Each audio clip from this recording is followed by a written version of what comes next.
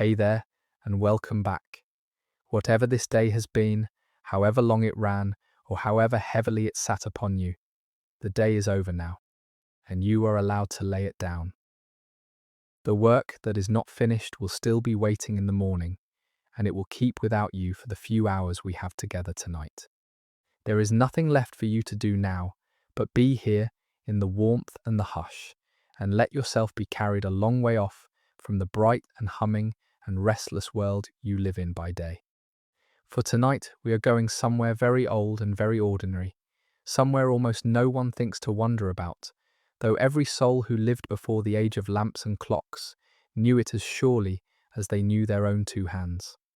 We are going into a house after dark, 600 or 700 years ago, in the deep heart of the Middle Ages, to find out what the evening was truly like for the ordinary people who lived then and what it meant, in that older and darker world, simply to lie down at the end of a day and rest. We will learn how they made their beds and what they slept upon, how they kept the cold and the gloom and their own fears at bay, how a whole family lay down together in a single room and found warmth in one another. And somewhere in the deep middle of that long medieval night, you will stir and wake, as nearly everyone then woke, to an hour that the modern world has entirely forgotten it ever kept. That is a secret we will come to in its own good time, and we have a whole evening to reach it. Before we step across the threshold and let the spell take hold, let me say one small thing, and then I will leave you to the murk and not break it again. If you find that these unhurried hours spent in far-off centuries give you somewhere peaceful to lay your mind down, somewhere to return to when slumber is unhurried in coming, then you would be very welcome to stay a while, to subscribe, so that the next of these long quiet evenings can make its own way to you when it is ready, and find you wherever you are. And I would like, if you care to know who is keeping me company out there in the gloom.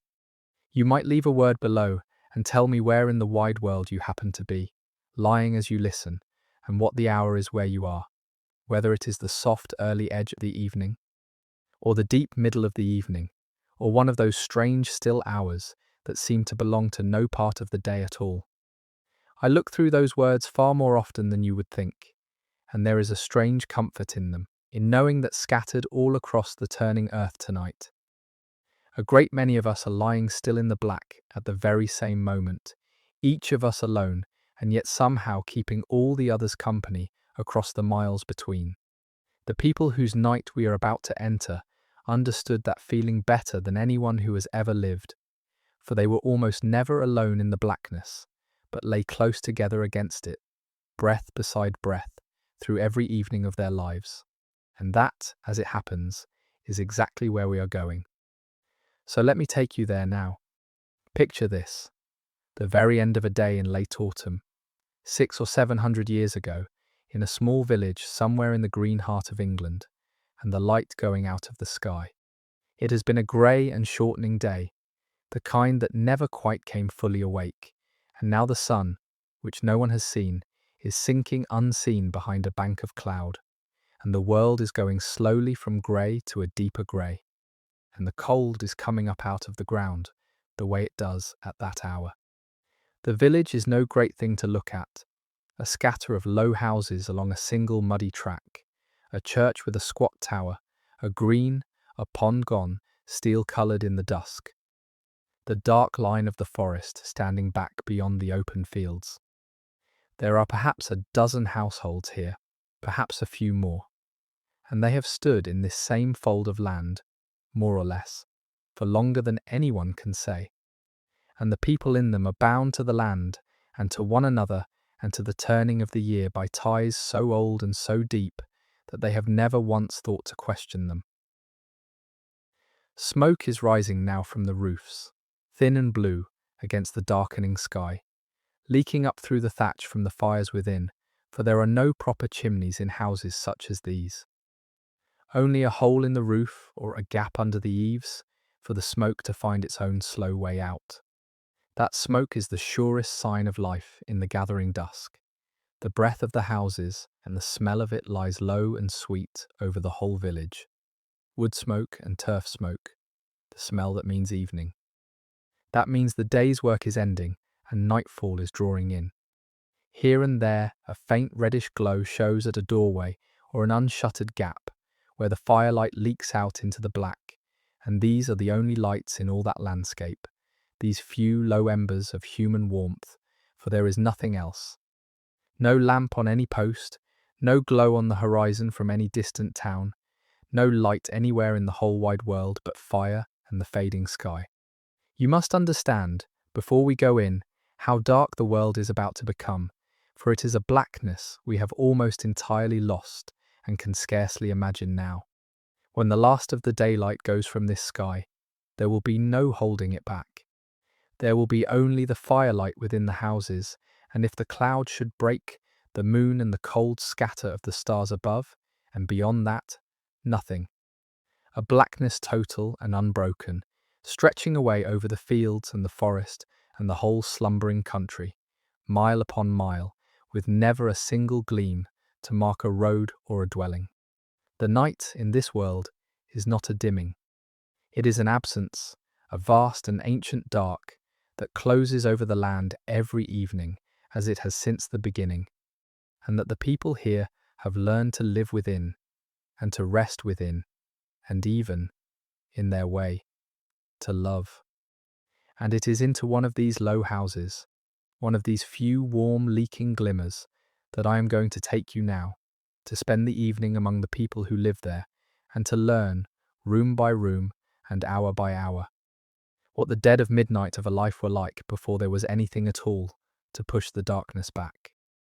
Come with me then, across the cold green and up to that doorway where the firelight shows, and let us step out of our own bright age and into theirs, and see how a household at the far end of the Middle Ages made ready to meet the gloom. The day that is ending was like all their days, ruled entirely by the sun, for the people of this house keep no clocks and need none. And the daylight that is now draining from the sky is the only timekeeper they have ever known. They rose this morning when the sky greyed in the east, and they will lie down tonight, not long after it goes fully dark. And between those two moments lies the whole shape of their day, longer in summer and cruelly short in winter, but always bounded by the daylight. For to work in the gloom is to waste precious tallow and rushlight, and these are far too dear to burn for the sake of labour. So the failing of the daylight is not merely a change in the sky. It is the closing bell of the working day, the signal written across the heavens for all to read, that the time of toil is over and the time of rest may begin. And so, all across the village in this last grey hour, the work is being gathered up and set down. The man of the house, who has been out since dawn at whatever the season demands of him, ploughing or sowing or reaping or hedging or threshing in the barn, comes in now across the darkening yard, stiff and weary, his boots heavy with the cold mud of the fields, and stamps at the threshold to knock the worst of it off before he ducks his head beneath the low lintel and steps into the smoky warmth. The beasts have been seen to, the few precious animals on which the whole household depends, fed and watered and shut in for the long hours against the cold and the thieves and the wolves that still haunt the deeper woods. The tools are stood in their corner. The gate is barred. The day's last outdoor task is done. Within, the woman of the house has been busy with her own unending labour, which does not follow the sun out of the sky, but goes on into the evening by the light of the fire. For a woman's work in such a house has no clear end. She has tended the fire and the pot all the long afternoon, has fetched the water and ground the corn, and seen to the children and the hens, and now she is bringing the evening together, the meal and the warmth and the gathering of the family into one room against midnight. There is a particular feeling to this hour in a house like this, a drawing in, a closing of the small circle of the household against the great blackness that is rising outside, and everyone in the house feels it, even the smallest child. The sense that the world has shrunk for the evening down to the size of this one room, this one fire, these few faces. It is worth pausing on how bone-tired these people are at the end of such a day, for it shapes everything about the rest that is coming. This is not the soft weariness of a modern evening, the tiredness of a long day at a desk or a screen. It is the deep physical exhaustion of bodies that have labored hard with their hands and their backs from first light, in cold and wet and wind, at work that never truly ends and never grows easier. They are tired in their very bones, these folk, tired in a way that makes the simplest rest a sweetness almost beyond telling, and that is the first thing to understand about how they slept. They did not lie awake, fretting over their thoughts, as we so often do. They fell into repose the way a stone falls into a well, hard and fast and grateful, because their days asked so much of their bodies that the body could think of nothing when the day was done, but the blessed cessation of labour and the chance to lie still at last in the gloom. The hard day was the price of the deep slumber, and they paid it gladly, having no other choice, and slept the sounder for it. And that is where we are going now, by slow degrees, into that sweet, hard-earned rest. And we begin where the family begins each evening, with the house itself, the low, dim room into which the whole of their night will fold. Let me show you the house properly, now that we are inside it, for it is a far simpler thing than any home you have ever known. And understanding it is the key to understanding the evening that will unfold within it. It is a single low room for the most part, or at most a room and a half, with walls of timber framing, filled in with woven sticks and daub, a mixture of clay and straw and dung smeared on and left to harden, and a roof of thatch, reed or straw bundled thick and steep to throw off the rain. The floor is the bare earth, beaten hard and smooth by generations of feet, perhaps strewn with rushes or straw, to take the worst of the cold and the damp, and it is never quite level and never quite dry. There is one door, low and stout, that bars from within.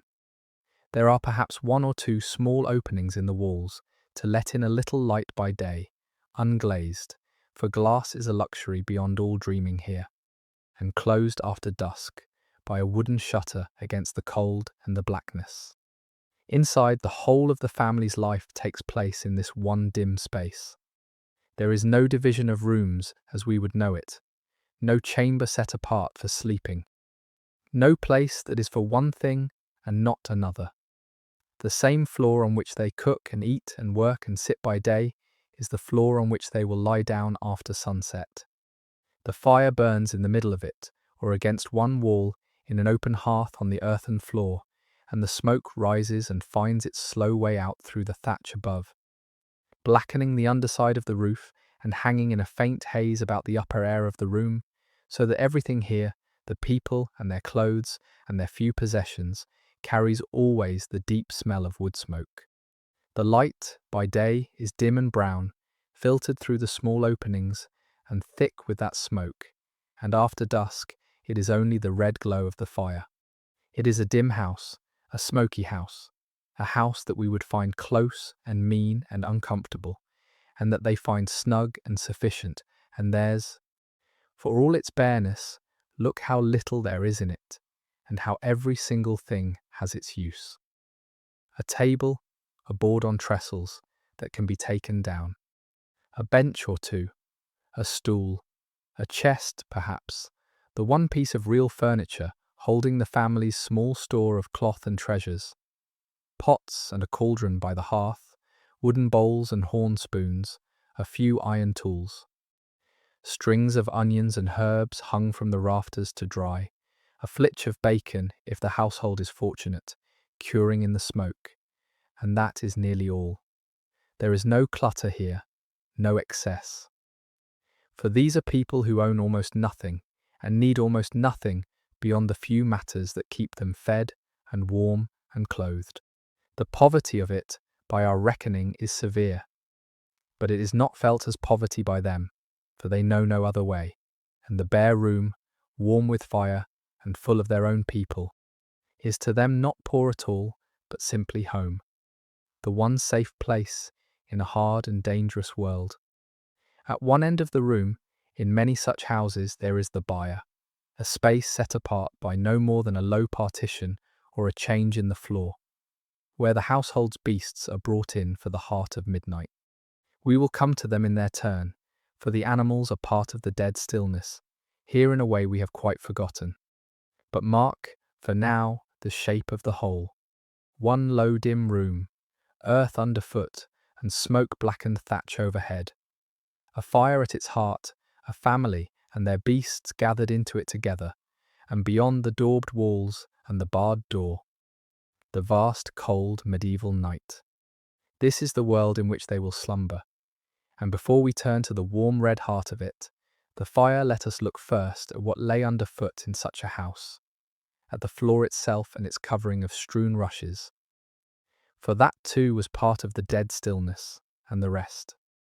Underfoot, in the medieval house, lay not the bare earth alone, but a covering of strewn reeds. And this floor covering was a part of nightfall, and the rest of the household worth a moment's attention, for it was where the poorest slept, and where the dogs lay, and where much of the life of the house took place, and it had its own care and its own sweetness and its own deep failings. The floors, whether of beaten earth in the cottage or of stone in the hall, were cold and hard and often damp, and to soften them and warm them and make them fit to sit and lie upon, they were strewn with rushes. The long reeds cut from the wet margins of the streams and ponds, laid down thick across the floor in a loose fresh carpet. Fresh strewn reeds were a fine thing, clean and green and faintly sweet, springy underfoot, a warm dry covering over the cold floor, and like the bedding straw, they were often mingled with sweet herbs, the meadow sweet and the lavender and the chamomile, so that the floor of a well-kept house breathed out a green fragrance as one walked upon it, and the strewing of fresh herbs and floor reeds was a mark of a careful housewife and a welcome to a guest. In the great halls, the rushes were laid deep, and the Lord's guests trod upon a fragrant green floor, and the strewing of it with the finest sweet herbs for a feast was a real courtesy and a true pleasure. But here is the failing, and it is a notorious one. For the rushes were not always changed as often as they should have been, and beneath the fresh green top layer, the older rushes below were apt to rot and foul. Soaked with the spillings and the droppings and the dirt of the household, the bones thrown to the dogs, the grease, the damp, all of it accumulating in the lower layers of a floor that was topped with fresh rushes, but seldom cleared to the bottom.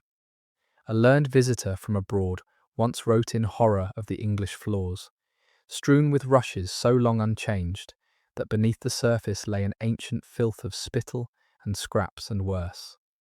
And though he wrote of a later age, the failing was an old one, and the medieval floor, for all its fragrant green surface, could be a foul thing in its depths.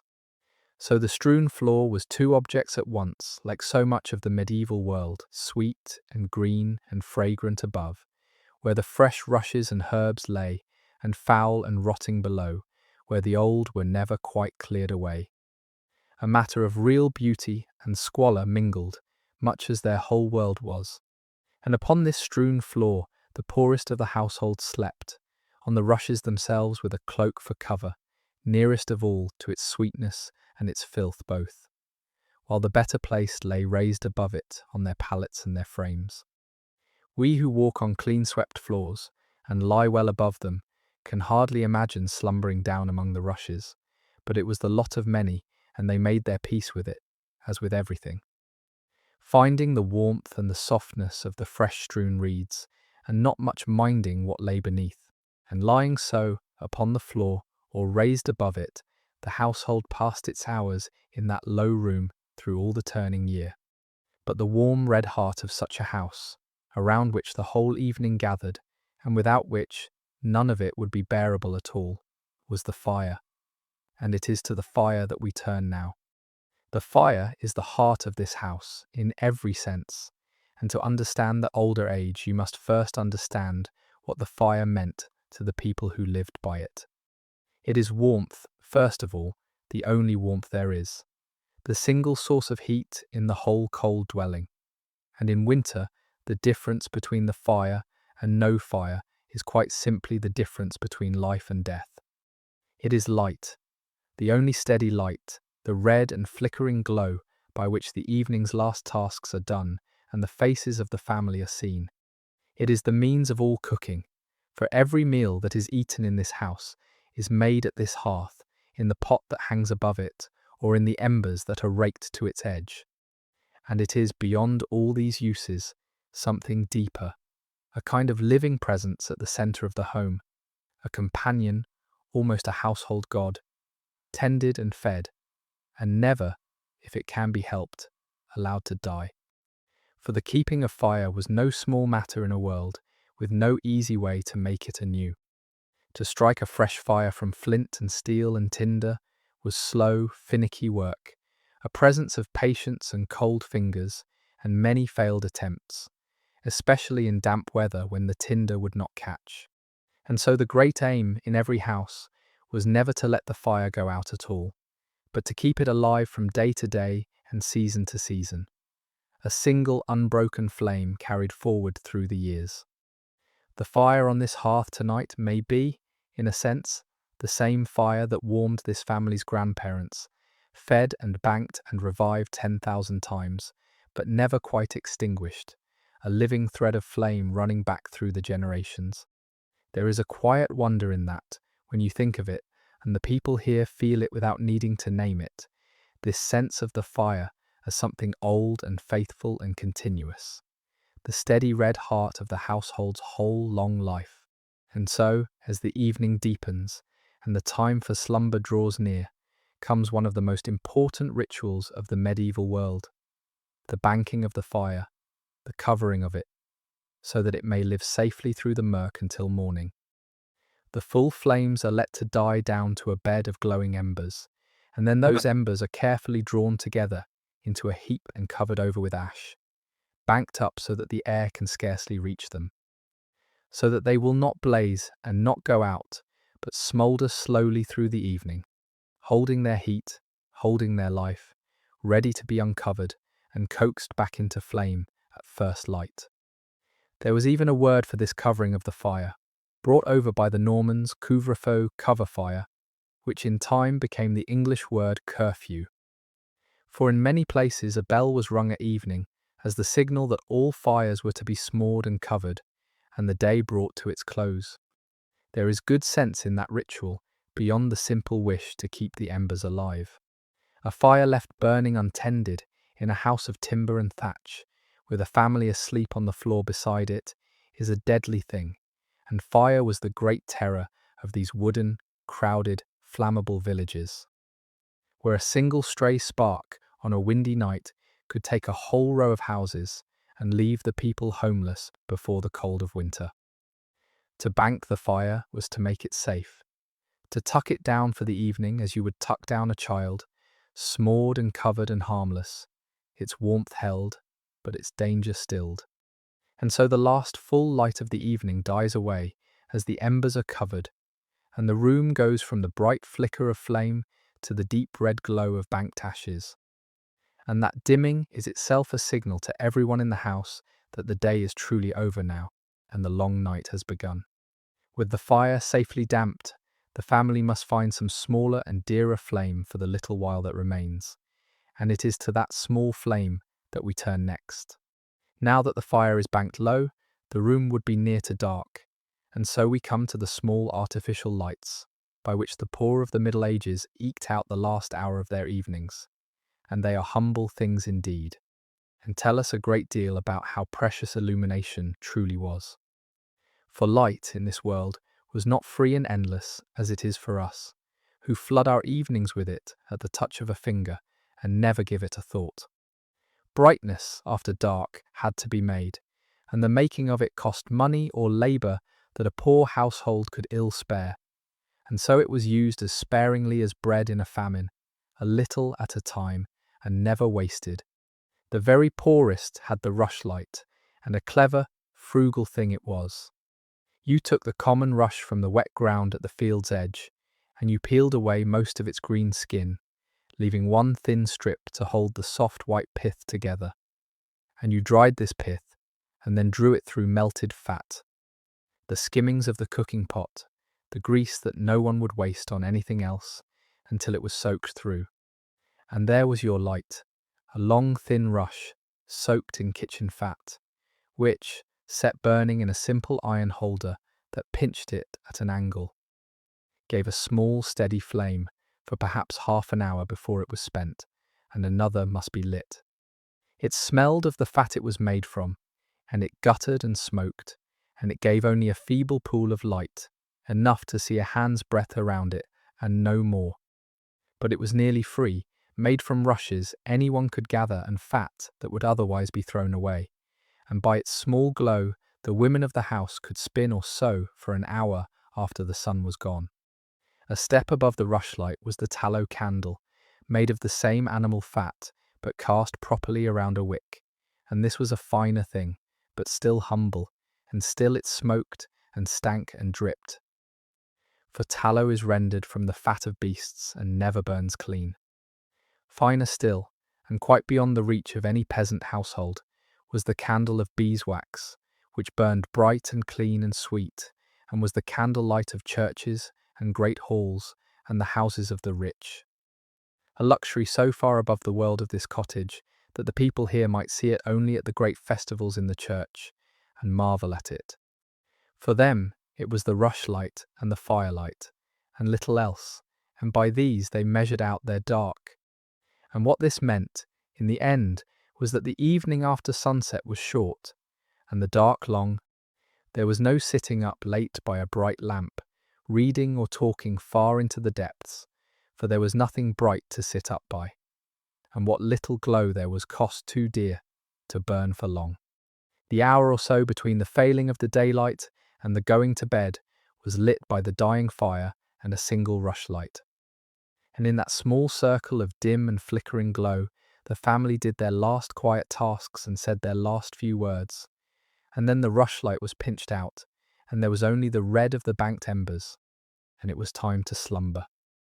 The shortness of the lit evening pressed everyone toward an early bed, especially in winter when the shadows came early and stayed long, and so the people of this age slept far more than we do, simply because the dark gave them nothing else to do. But the rushlight served only those who stayed within their barred door. There was also the matter of a flame carried out into the gloom on the rare nights a person had to go abroad, and the labour of moving through it, and we will look at that next. Illumination within the house was one thing, the rushlight and the firelight by which the evening was eked out, but light carried out into the blackness, when a person had need to go abroad after dusk, was another matter altogether, and it had its own tools and its own perils, and it is worth a moment, for it shows us how hard a thing it was simply to move about after dark in a world without any light but what one carried in the hand. For the most part, as we have seen, people did not go abroad by night. They stayed within the barred door until the morning. But there were times when one must, to fetch the midwife or the priest in an emergency, to tend a beast, to answer some urgent call, and then one had to carry one's own flame out into the great gloom, or go blind through it. The simplest to carry was the lantern, a frame of metal or wood holding a candle or a rushlight, with sides of horn, thin scraped and translucent, or of oiled cloth, to shield the flame from the wind and let it burn as one walked. Glass for lanterns was rare and dear, so it was horn most often, scraped so thin it let a dim glow through, and the horn lantern, casting its small wavering pool of yellow light a few steps on, was the common companion of anyone who had to walk the unlit roads or the unlit streets after dusk. It gave little enough glow, only enough to find the path and avoid the worst of the mud and the ditches. But it was a precious little, the difference between groping blind and finding one's way. For the grander or the more urgent, there was the torch or the link, a length of pitch-soaked rope or tow that burned with a bright smoky flame, carried before a person of importance through the unlit streets by a servant, the link boy, who lit the way for his master and saw him safe home.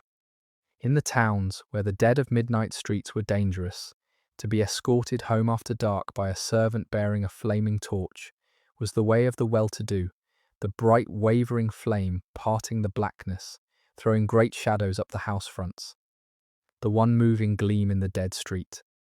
And the poorer sort, who had no link boy, walked home in groups when they could, for there was safety in numbers in the gloom, and lit their way with a humble lantern, or with nothing at all but their own knowledge of the road and the light of the moon when she shone. To carry a lantern into that distant age then was a labour and a small art, the shielding of a feeble flame against the wind, the casting of a little pool of brightness into a vast and threatening dark. And it was done only at need, for the shadow was the shadow, and best left to itself until the morning. We who flood the small hours with brightness at a touch, who walk our lit streets and drive our lit roads without a thought, can hardly grasp how precious and how feeble that carried flame was, how small a matter against how great a dark. But for the household safe within its barred door, none of this was needed, for they did not go abroad, but stayed gathered by their fire, and took their supper, and settled toward their rest. And it is back to that warm gathered evening, and the plain good food that ended their day, that we now return. The last meal of the day is a humble one, taken in the dim light of the dying fire, and it too has its part in the slow settling toward repose. For a warm meal in the belly is one of the oldest comforts there is, and never more welcome than at the cold end of a hard day. The food of this house is plain almost beyond our imagining. The same few matters eaten day after day, season after season, with little change and no complaint. For these are people who have never known plenty and never expected it, and who count a full belly itself a kind of riches. At the centre of it, always, is pottage, the great standby of the medieval poor, a thick soup or stew kept simmering in the cauldron over the fire, and added to and eaten from across the whole day. Into it goes whatever the household has and the season provides. Oats or barley to thicken it, peas and beans, onions and leeks and cabbage, and whatever greens and roots the garden plot has yielded.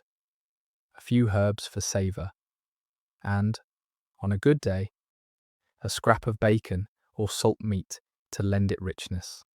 It is ladled out into wooden bowls and eaten with horn or wooden spoons, and it is hot and filling and nourishing, and it is the meal that keeps these people alive through the long labouring year.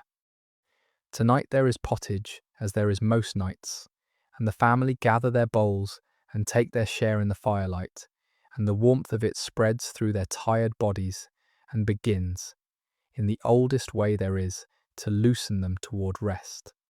With the pottage there is bread, the other great staple, black and heavy and coarse, made from whatever grain the household can grow or grind.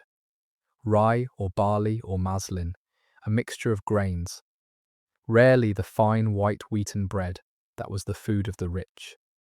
This bread is baked perhaps once a week in the embers or carried to the Lord's oven, and it grows hard and dry as the days pass, so that by week's end it is fit mostly for soaking in the pottage to soften it.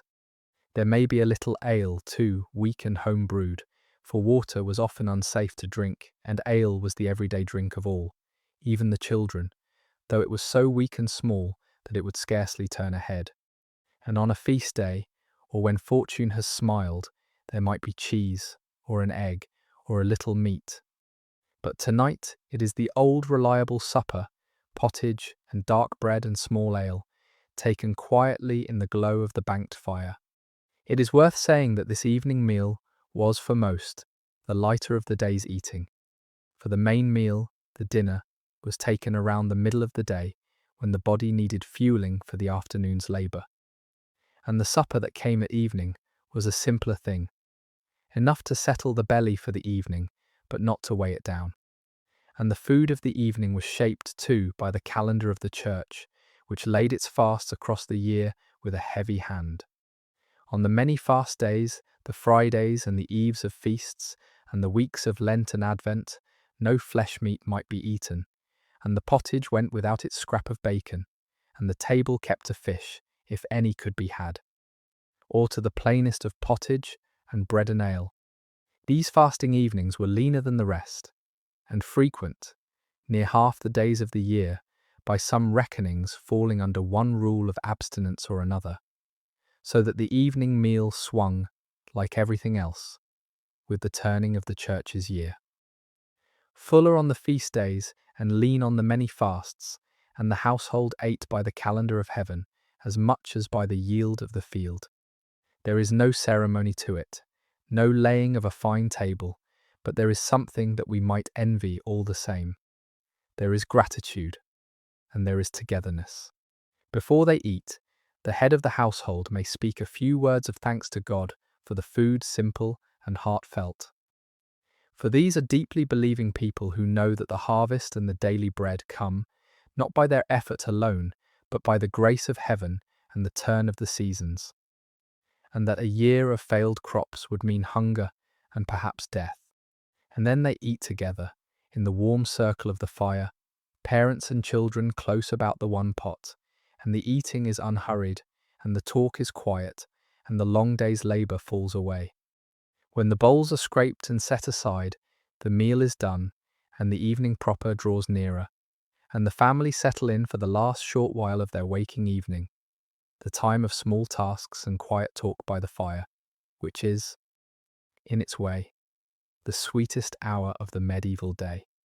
Now comes the gentlest hour of all the day, the short stretch of evening between the meal and the bed, when the work that must be done is done, and there is at last a little time simply to be, gathered close in the firelight while the gloom presses against the shutters. It is not idle time, for these are not people who have learned to be idle, and even now their hands are busy. But it is busy in a restful way, with the small quiet tasks that can be done by feel and by firelight, and it is wrapped about with talk and warmth, and the deep ease of the day's labour ended, and it is, for all its plainness, a kind of happiness that our own restless evenings rarely touch. See what their hands are doing as they sit. The woman of the house has her spindle, the endless spinning of wool into thread that fills every spare moment of a medieval woman's life. The wall turning and dropping, the thread drawing out. A task so constant and so habitual that her fingers do it without thought, while her mind is free to wander or to listen. The man, perhaps, is mending a tool, whittling a new handle, plaiting a cord, working leather, the small repairs that keep a poor household going. An older child cards the wool for the spinning, or minds a younger one. The grandmother, if there is one, sits closest to the fire in the place of honour, her working days mostly behind her, and she is the keeper of the family's memory and its stories. There is no clear line here between work and rest, between the useful and the pleasant. The hands keep busy and the heart is at ease, both at once, and the firelight holds them all in its warm, uncertain circle.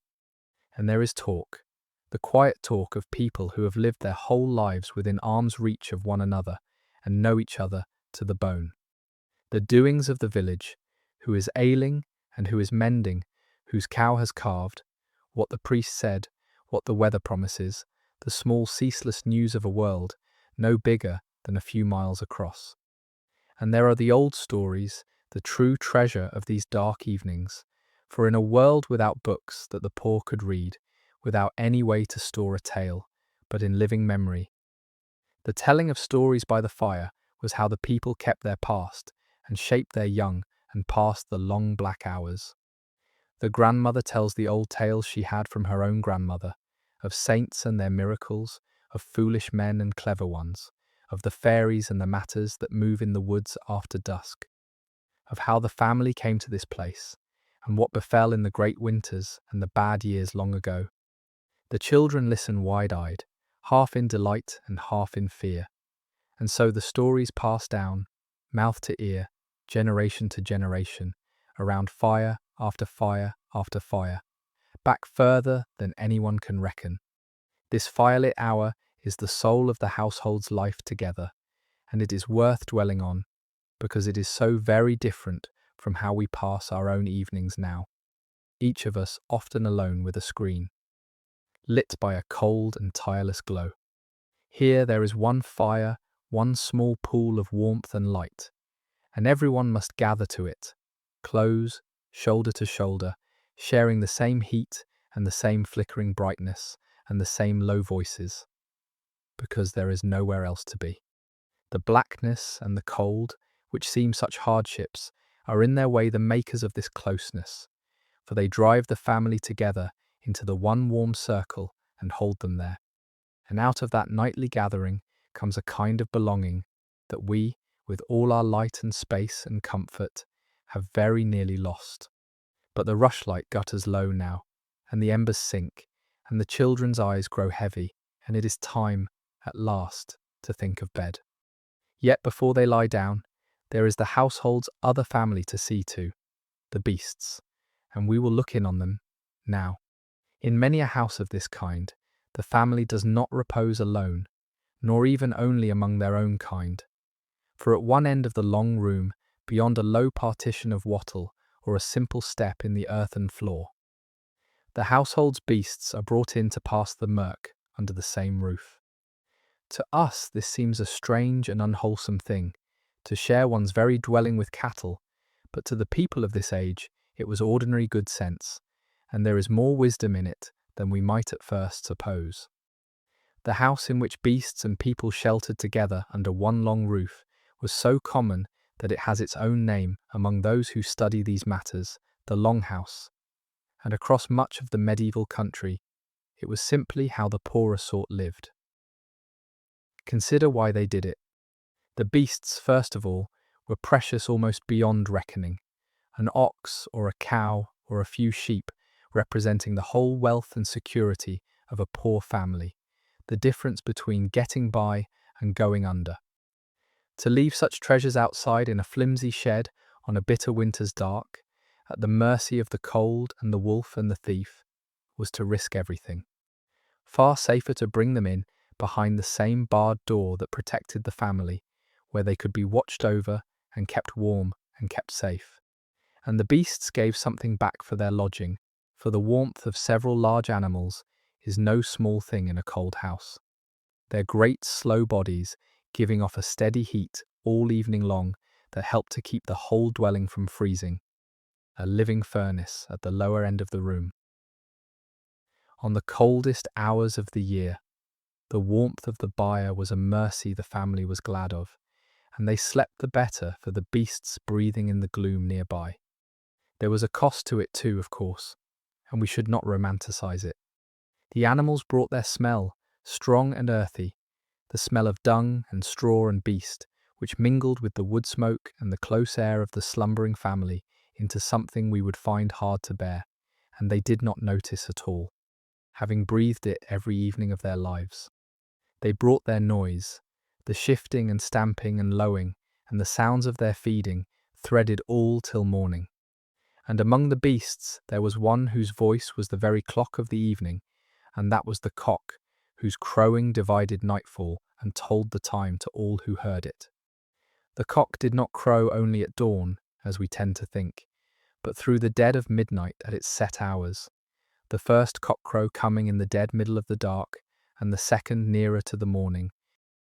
And these crowings were a true marking of the dead stillness's passage, so that to say a presence happened at first cockcrow or at second cockcrow was to name the hour as plainly as we would name it by the clock. The waking sleeper, lying in the watch, heard the cock crow, and knew by it how the evening was running and how far off the dawn might be. And the cock crow carried a meaning beyond the telling of time, for it was held that the crowing of the cock put the spirits of the dark to flight, that the powers of the dark lost their hold at that sound and fled before the coming day, so that the cock was a friend to the fearful soul deep in midnight, its voice a herald of the light and a banisher of the objects that walked abroad. To hear it crow in the heart of midnight was to be told that the murk was not endless, that the wheel was turning, that the morning, however far, would surely come. And they brought their share of the vermin that troubled every medieval bed. But for all that, the arrangement held, because its benefits outweighed its discomforts, and because there was, beyond the practical sense of it, something companionable in it too, a feeling, half conscious, that the household was not only the people, but the beasts as well. All of them living creatures gathered into the one warm shelter against the same great unlit and the same hard winter. And they brought their share of the vermin that troubled every medieval bed. But for all that, the arrangement held, because its benefits outweighed its discomforts, and because there was, beyond the practical sense of it, something companionable in it too, a feeling, half conscious, that the household was not only the people, but the beasts as well. All of them living creatures gathered into the one warm shelter against the same great black and the same hard winter. So picture the lower end of the room tonight as the family makes ready for slumber, the ox or the cow standing or lying in the strawed dimness, a few hens roosting on a beam, perhaps a pig. The warm animal bulk of them, breathing slow in the shadows, their eyes catching faint red glints from the banked fire. There is a deep and ancient comfort in that scene. The sleeping family and the slumbering beasts beneath the one roof, the very oldest arrangement of settled human life. Going back to the first farmers who ever brought an animal in out of the wild. We have lost it now and gained much by the losing in cleanliness and space and ease. But we have lost something too, that nearness to the patient breathing beasts, that sense of sharing the depths with the other living things, and on a cold night by a medieval fire it would not have seemed a hardship at all, but only home. And now, with the beasts settled and the fire banked and the rushlight nearly spent, the family turns at last to the great business of the evening, the making ready and the lying down, and we will follow them to their beds. The going to bed in a medieval house was a simpler and a shorter business than our own elaborate nightly routines, and yet it had its own small rituals, its own settled order, repeated all their lives of a life until it was done without thought, and there is something restful in the very plainness of it. There was no washing to speak of, for water was cold and dear to heat, and the notion of a daily scrubbing would have seemed strange and even unhealthy to people who believed that water could let sickness into the body through the open pores. There were no teeth to brush in any way we would recognize, no creams nor lotions, no long preparations. There was only the putting out of the light, the securing of the house, the shedding of the day's outer garments, and the lying down. Somewhere out across the gloom, in many a region, the curfew bell would sound from the church tower at this hour, the signal that the time had come to cover the fires and that the day was formally ended. It was not only a fire safety measure, but a marking of the small hours, a sound that rolled out over the village and the fields and told every household in one voice that the lawful day was over, that honest folk should be within doors and abed, and that the blackness belonged now to rest. To hear that bell was to feel the evening settle into place, the same bell heard by every soul in the parish at the same moment, drawing them all down toward rest together. And after it, silence, the deep silence of the open country, with no machines in it, broken only by the wind and the beasts and the small sounds of the house. Within the family makes the house fast against the evening. The door is barred, the heavy timber bar dropped into its sockets, for the gloom outside holds real dangers, and a barred door is the first and oldest comfort of the slumbering. The shutters are closed over the small openings. The fire is banked, if it has not been already, the embers heaped and covered with ash, to smoulder safely until dawn. The last rushlight is allowed to burn down, or is pinched out between wetted fingers, and with its going the room sinks into the deep red dimness of the banked fire, and then, as that too settles, into a dark, almost complete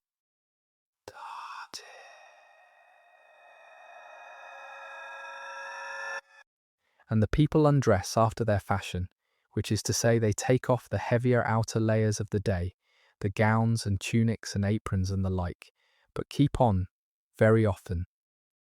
The simple linen shift or shirt that they wore next to the skin, sleeping in their underclothes, or in nothing at all, as we shall see. There is no special garment kept apart for the dead of midnight in a poor house. No nightgown laid by. The day clothes are simply set aside or kept on, and the body lies down much as it has gone about its day. The clothes that are taken off are not hung in any wardrobe, but folded and set by, or laid over the body as an extra covering against the cold. For in a poor house every scrap of cloth has its use, and a worn cloak by day is a blanket by night. So the family sheds the day, layer by layer, in the dimness and turns toward the place of slumber, and we must now look closely at that place, at the beds themselves, for here is the very heart of what we came to learn. How the people of the Middle Ages actually lay down to their rest, and what, in the long blackness hours, they slept upon. Here then is the bed, and it is nothing at all like the bed you are lying in now. And the difference is one of the truest measures of how far we have come and how much we take for granted. For most of the people of the Middle Ages, the bed was not a piece of furniture at all. It was a place on the floor. The very poorest, the cottagers and labourers and the great mass of the rural poor, slept on the bare earthen floor of the house, on a heap of straw or rushes or bracken, with their day clothes and an old cloak or a coarse blanket drawn over them, and that was the whole of it. They lay down where there was room, near the warmth of the banked fire, on whatever soft stuff could be gathered, and they slept. And they rose, and the bedding was kicked aside or swept up in the morning, and the floor became the floor again. To have a bed up off the ground at all was for such people a small mark of comfort and standing. A step up from the bare floor was the simple pallet or mattress, a great sack of coarse cloth stuffed thick with straw, which could be laid down on the floor by night and rolled or stood aside by day. This was the palliasse, the straw mattress, the most common bed of the middling poor, and it was a real improvement. For it gathered the straw into one place, kept it a little cleaner, and gave a softer and more even surface than a loose heap. Better still, and a mark of a more settled and prosperous household, was to have this mattress raised on a low wooden frame, a bedstead, even a rough one of planks and posts, which lifted the sleeper up off the cold and the damp of the floor and out of the worst of the draughts that crept along it, and away, a little, from the mice and the other small matters that moved at floor level in the murk. To own a proper bedstead was a real possession, a thing that might be listed in a will and handed down, and many a medieval bed was the most valuable single object a family owned. So precious was the bed that it figures again and again in the wills of medieval people, bequeathed with care from one generation to the next, named and described and handed down as the treasure it was. A man or woman making a last will might leave the best bed, with its frame and its bedding and its coverlets, to a chosen heir, and a lesser bed to another, parcelling out the beds of the household as among the chief goods of a life. To inherit a good bed was to inherit real wealth, and beds passed down so could serve a family for many years, the same frame slept in by grandparent and parent and child in turn.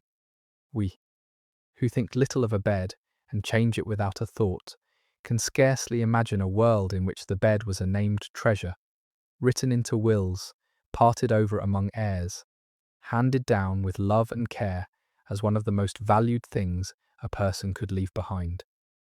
But so it was, and the humble bed, of all the furnishings of the medieval house, was very often the dearest, in worth and in meaning both.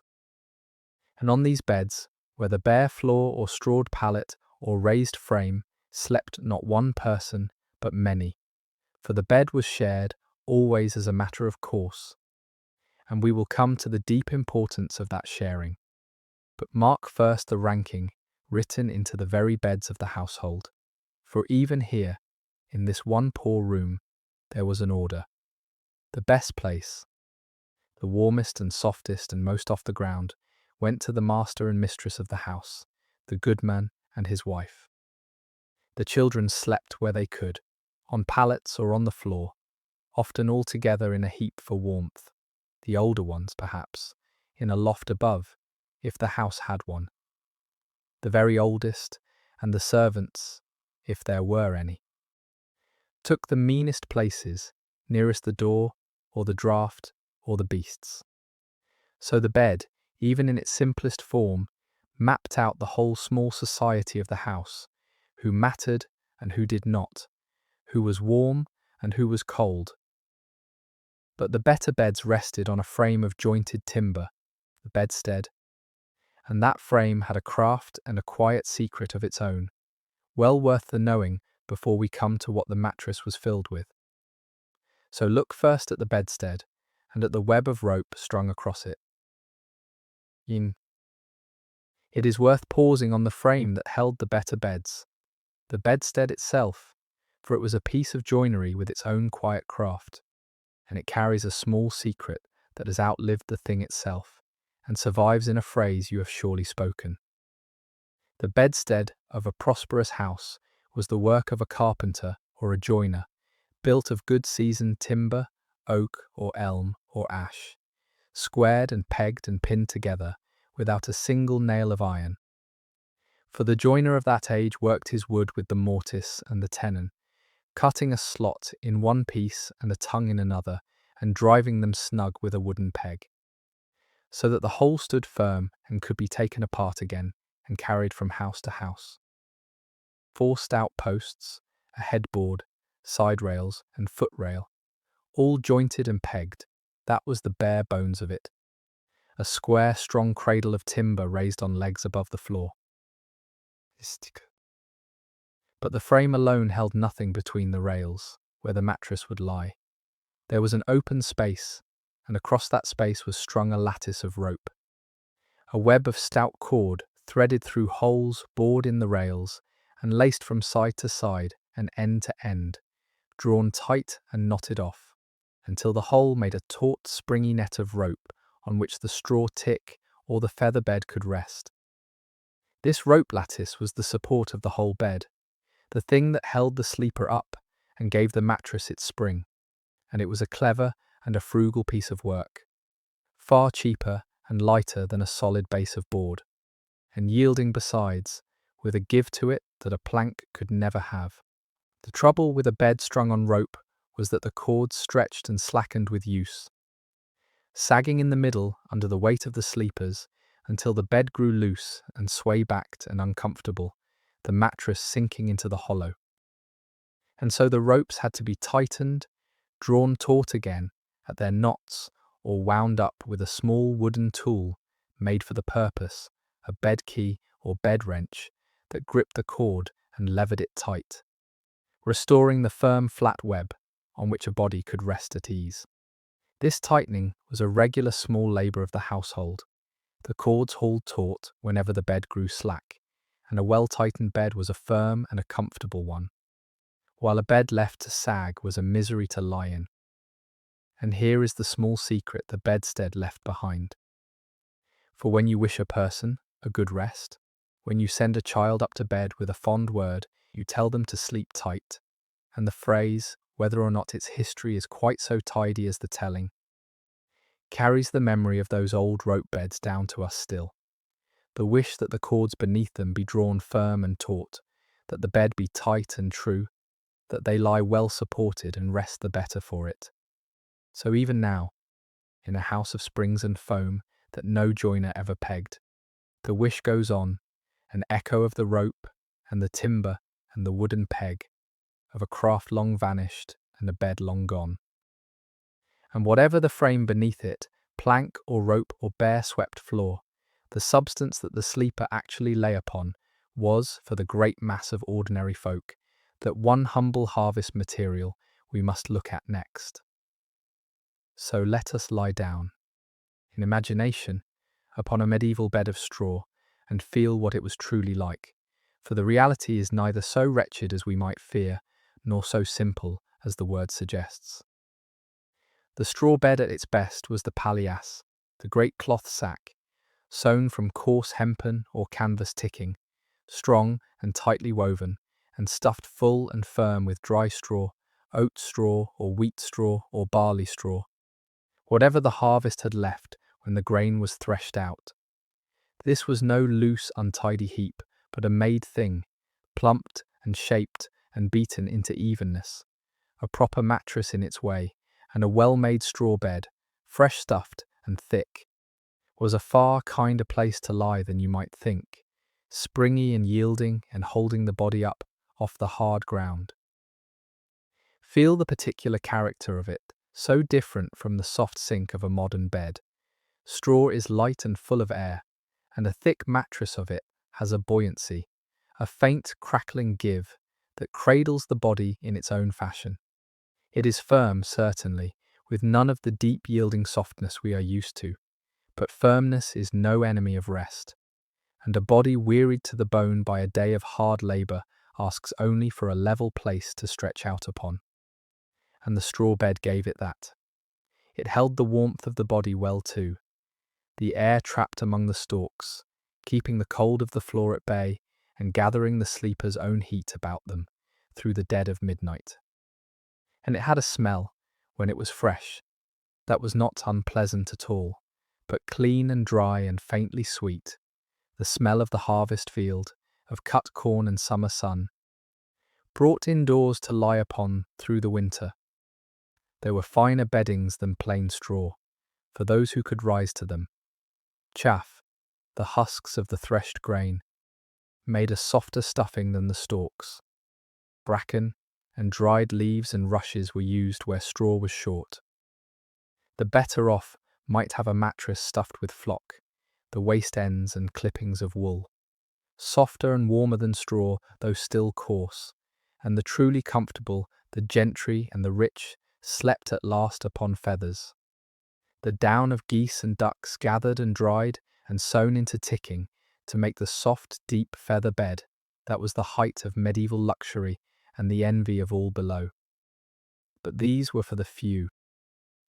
For the great mass of ordinary folk, it was straw, year in and year out, the whole of their lives, straw beneath them as infants in the cradle, and straw beneath them as old folk on their deathbeds.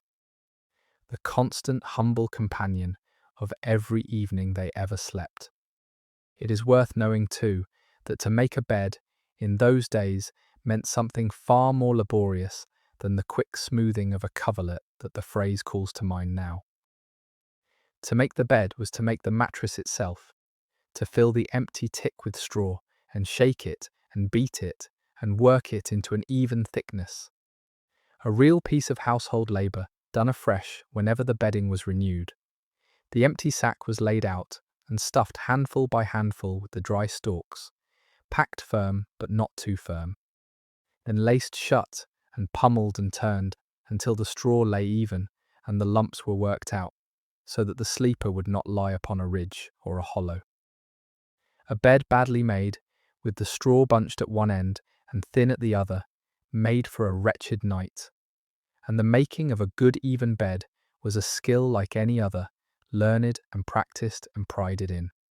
And each morning the bed was set to rights again, the straw shaken up where it had packed down deep in the straw, the mattress turned and plumped and aired, so that the simple straw bed asked, in its way, a daily care that we, who buy a mattress once and forget it, would find strange indeed. And there is a kind of rightness to it, when you consider it, a closeness to the turning of the year that we have wholly lost. The very straw they slept upon was the leavings of the harvest they had laboured to bring in, the dry stalks of the corn whose grain had fed them, so that the same fields that gave their bread by day gave their bed by night. And the cycle of the seasons ran right through the heart of their rest. To lie down on the straw was to lie down on the summer's work, on the sun and the rain and the long days in the fields, all gathered and dried and brought home to make a place of warmth against the winter dark. There is a poetry in that the people themselves would not have spoken of, but surely felt in their bones, if not in their words. Yet a straw bed, for all its virtues, did not stay fresh and sweet of its own accord, and the keeping of it was a real labour, and to that necessary upkeep, and the small green secret that went into it. We turn next. A bed of straw, for all that it began fresh and sweet, did not stay so, and the keeping of it in good order was one of the household's regular labours, falling, like so much else, to the women of the house. Straw breaks down with use. Lain upon evening after evening, it is crushed and broken and ground to dust, losing its spring and its loft, packing down flat and hard and growing stale and musty with the damp of the body and the air. And straw, being the dry stuff of the field brought indoors, was the natural home of all manner of small life, the fleas and the lice and the mites that we will speak of in their turn, which bred and multiplied in the warm dark of a long-used mattress. So the straw could not simply be slept upon forever. It had to be tended, turned, replenished, and now and then thrown out altogether, and replaced. The good housewife shook and turned the bedding regularly, beating the mattress to break up the packed straw and let the air back into it, much as a careful keeper of a feather bed plumps and turns it now. Now and then the old straw was emptied out entirely, carried off to the midden, or used as litter for the beasts or to thatch a repair. And the tick was refilled with fresh dry straw from the new harvest, so that the bed was made wholly new, sweet and full and clean again, ready for another season's evenings. This refreshing of the straw was a small festival of comfort in the household's year, the worn-out bedding of months replaced with the crackling golden plenty of the new, and to lie down that first night on a freshly stuffed bed, deep and fragrant with the smell of the harvest, was one of the homely pleasures of a hard life, a thing looked forward to and savoured. And here is the small green secret that made the strewing of the straw something finer than mere stuffing.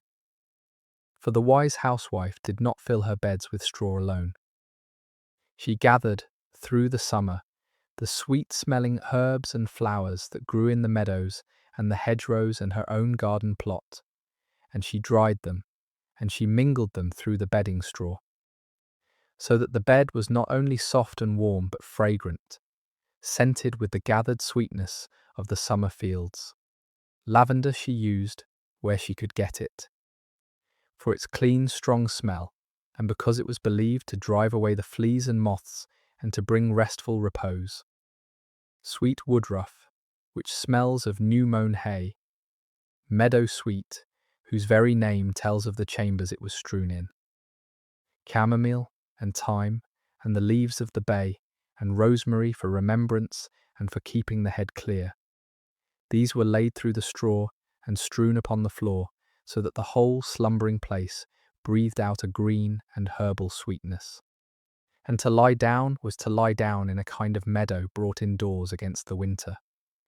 We should not paint it too prettily, for a poor and crowded house was a rank-smelling place by any measure, and not every household had the leisure or the knowledge to perfume its beds with herbs.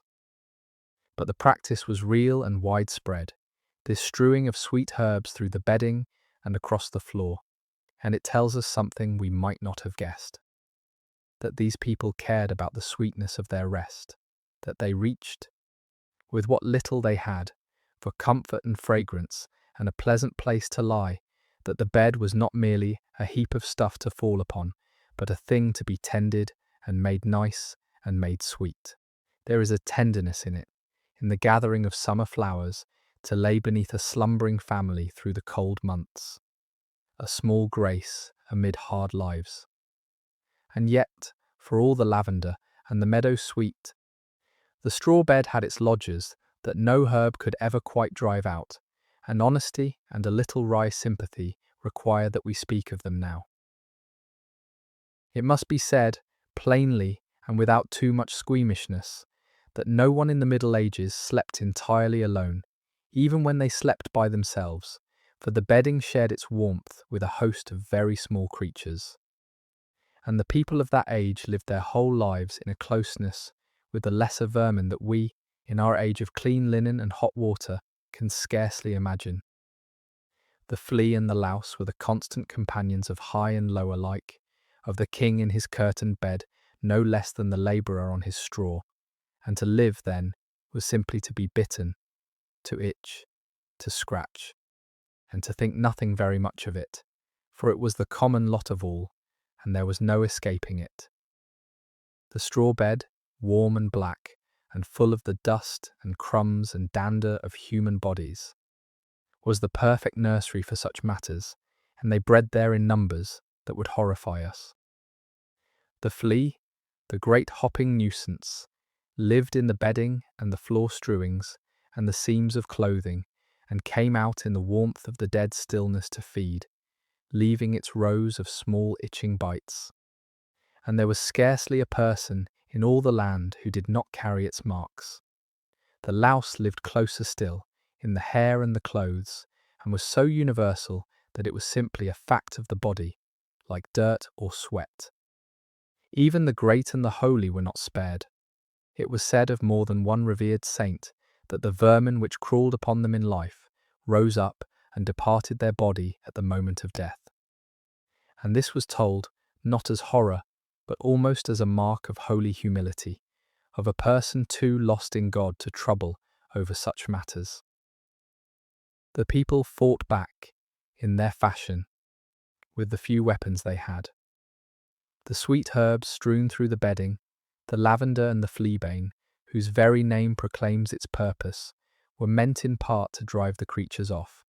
The bedding was shaken and beaten and aired in the sun, which the vermin disliked.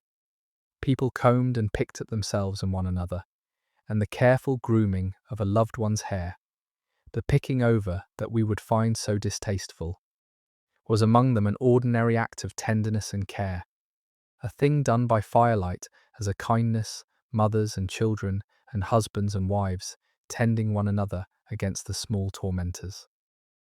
But the creatures could never be wholly beaten, only held at bay, and the people made their peace with them, as one makes peace with the weather, an annoyance woven into the fabric of life, scratched at and grumbled over, and then forgotten. No real bar to the deep rest that a tired body found upon the straw. I dwell on this not to disgust you, lying clean and comfortable as you are, but because it is part of the honest truth of how they slept. And because there is, oddly, something humanizing in it, even something that draws them closer to us across the centuries. For all the gulf of time between us, they too lay down after dusk, and itched and scratched and shifted and grumbled, and then, despite it all, slept, because the body's need for rest is older and stronger than any small discomfort, and a flea bite, in the end, is a very little thing set against a day's exhaustion and the deep pull of slumber. They were not delicate, these people. They were tough and used to discomfort, and not much given to complaining of what could not be helped. And so the vermin shared their beds, and they slept anyway, soundly and long, and rose and scratched and went about their day, and thought no more of it than we think of a draught or a creaking board. With that honest reckoning made, let us return to the bed itself, and to its coverings, the blankets and coverlets that the family drew over themselves against the deepening cold. Over the straw, against the cold of nightfall, came the coverings, and these too were humble and few, but precious, and gathered about the body with care, for warmth was the great aim of the medieval bed, and every scrap of cloth was bent to that end. In the poorest houses there was little enough, a coarse woolen blanket or two, rough and grey and undyed, woven at home from the household's own wool. The day cloaks and outer garments laid over the sleepers as extra cover, perhaps an old worn coverlet, patched and repatched, handed down until it was more patched than original. A family might have only one good blanket among them all, and they shared it, drawing close beneath it. And what they lacked in coverings they made up in the heat of one another's bodies pressed together in the blackness.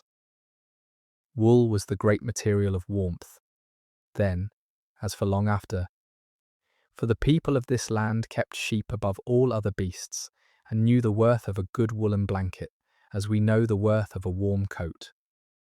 The better off had more and finer coverings, woven coverlets in simple patterns, blankets of good thick wool, and for the prosperous sheets of linen next to the body, a real luxury, cool and smooth against the skin, washed and kept white, a mark of a careful and a comfortable house.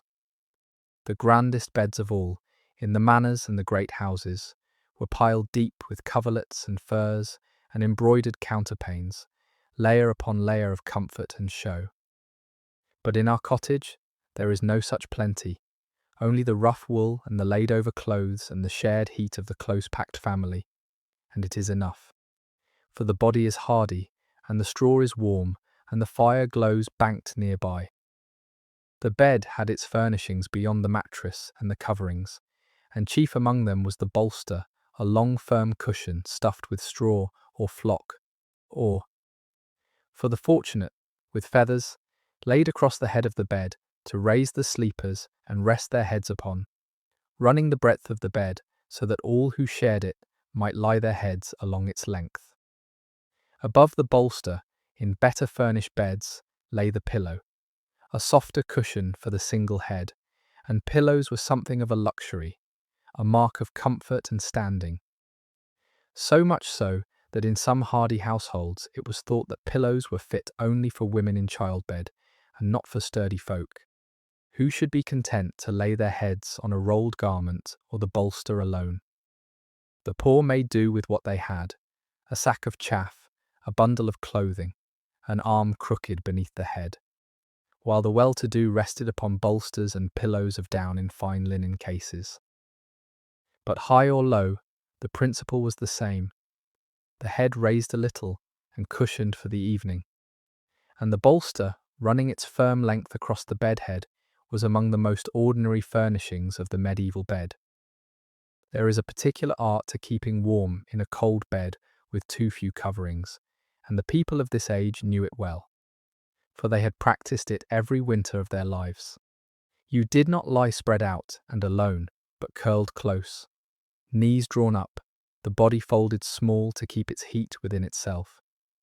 You lay near to others and shared the cover, the cold one tucking against the warm one, drawing on the heat of the bodies around you. You drew the blanket up over the head very often, leaving only the face out, for much heat is lost from the head, and a cap or coif was commonly worn to bed for the same reason. You positioned yourself with care, the most precious and the most vulnerable, the smallest children and the oldest folk given the snuggest and most sheltered places in the middle of the press, while the hardier took the outer edges. The whole arrangement of the sleeping family was worked out over generations, a living architecture of bodies and coverings against the long hours. And so the bed, in the end, was warmer than its poor materials would suggest, because it came not from the coverings alone, but from the gathering together, from the straw below and the wool above and the living bodies pressed close between, all working as one against the cold that pressed in from the blackness beyond the walls. To lie down in such a bed, on such a night, was to be enfolded in a warmth that was deeply, physically shared, the glow of your own people about you, breath and body, close on every side. We, who prize our space and slumber each in our own cool separate bed, have gained much in comfort and lost much in closeness.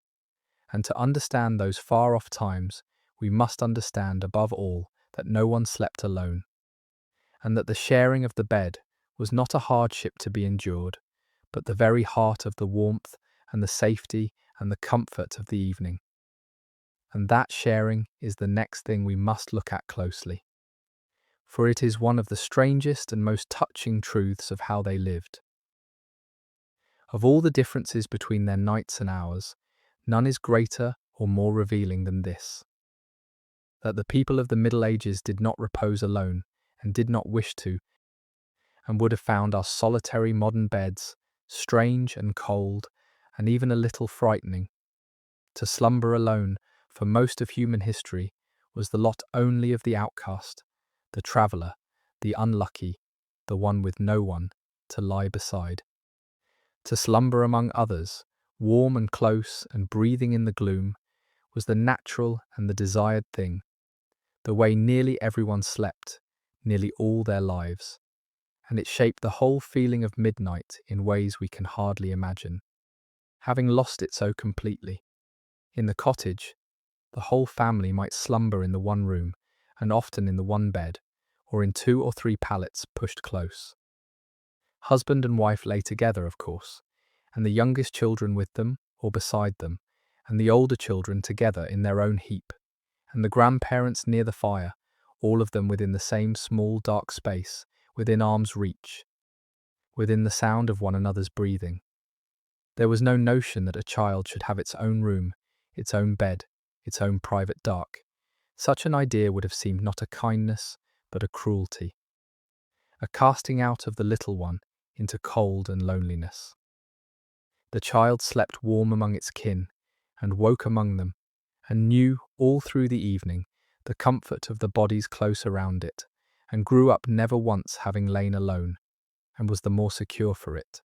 Not the less, nor did the sharing stop at the family.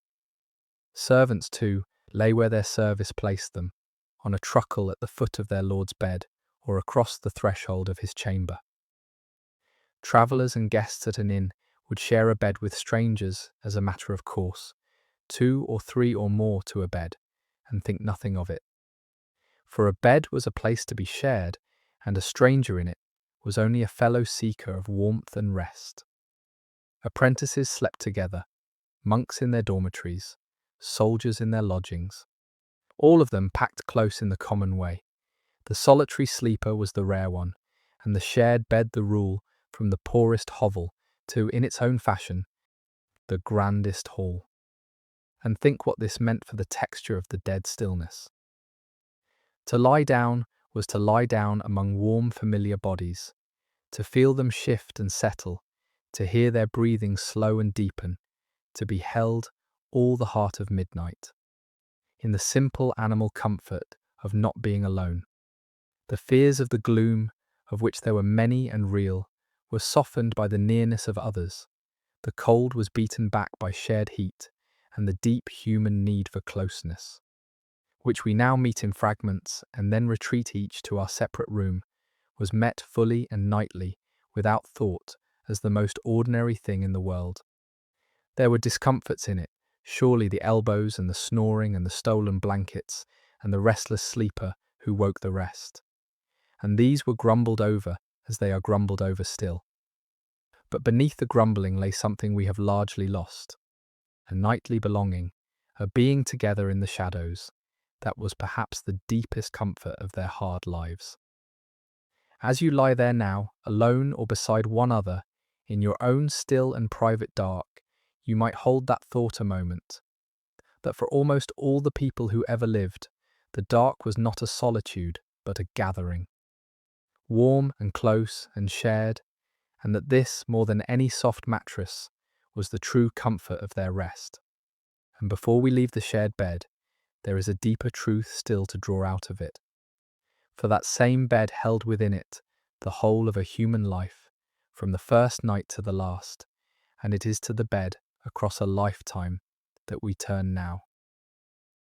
There is a way of seeing the medieval bed that we, who change our beds and our houses many times across our lives, have quite lost, and it is this: that for these people, the bed was very often the one fixed place of all the great thresholds of a life, the spot where they were born, and conceived their own children, and bore them, and lay sick, and at the last died. The single still point around which the whole of a human existence turned. The bed was not merely where one slept. It was the theatre of life's deepest passages, the place where a soul came into the world, and the spot where it went out of it, and the same frame of wood, the same straw and wool, might see all of it. Generation upon generation. Think of a single bed in a single house across the long years. Upon it a woman labours and brings forth a child into the firelit dark, attended by the women of the village, the midwife and the good wives, For birth was women's work and happened at home, in the bed, in nightfall time, as often as the day. That child grows and sleeps in that house through all its childhood, and in time perhaps lies in that very bed as a grown man or woman, and conceives the next generation there in the quiet of the dead stillness, and brings them forth there in their turn. And when the years have run their course, that same person lies down in that bed for the last time, in their final sickness, and dies there, in the murk perhaps, among their family, commended to God, and is carried from it to the churchyard. Born in the bed, wed and loving in the bed, bringing forth life in the bed, dying in the bed. The whole arc of a life passing across that one humble frame of wood and straw. This gave to the bed a weight of meaning that our beds do not carry. It was a site sacred with the great events of life, and the people felt it so. The marriage bed was blessed by the priest, sprinkled with holy water, prayed over, for it was where the new household would be made, and the children got. The birthing bed was a place of danger and prayer, and women's deep solidarity, ringed with charms and relics, and the invoking of the saints who watched over mothers and infants. The deathbed was the most solemn of all, where the dying made their peace with God and their family, where the priest came to give the last rites, where the soul was launched into eternity, and to die well in one's own bed, shriven and among one's people, was the good death that everyone hoped for and prayed to be granted. So when the medieval family lay down by night upon their bed, they lay down upon a thing freighted with all of this, the place of their begetting and their birthing, and one day their dying. The still centre of the household's whole long life down the generations. We cannot quite feel it, who repose on beds we bought and will replace, and that hold no memory and witness no great thing. Our births and deaths removed now to the hospital. Our lives spread over many beds and houses. But to them, the bed was the one abiding place, the witness of everything that mattered. And to lie down in it, each evening was to lie down in the very heart of the family's life and death and continuance. There is a gravity in that, and a kind of comfort too. The sense of one's small life held within a long chain of lives, all passing over the same faithful ground. And among those who passed over it, none were more tenderly settled into it than the smallest, the children and the babes. And to them, and to how the little ones were put to slumber in the medieval world, we turn now. The smallest members of the household had their own way of being settled into the evening, and it is one of the most tender corners of the medieval dark. For the love of a parent for a slumbering child is among the oldest and the most unchanging of all human things, and across 700 years it reaches out to us almost unaltered. The babe, the youngest of all, did not repose loose among the family, but had its own small bed, the crib, a thing found in nearly every house that held an infant. A little hooded box of wood set on rockers so that it could be rocked, with the infant swaddled snug within it, and a cover drawn over against the cold. The cradle was swayed, as cradles have always been rocked, the gentle, endless motion that quiets a fretful child and sings it down towards slumber. And a mother or an older sister might sit by the fire of an evening with a foot upon the rocker, setting the crib swaying while her hands span or sewed, rocking and working both at once, hour upon hour, as women have done since the beginning.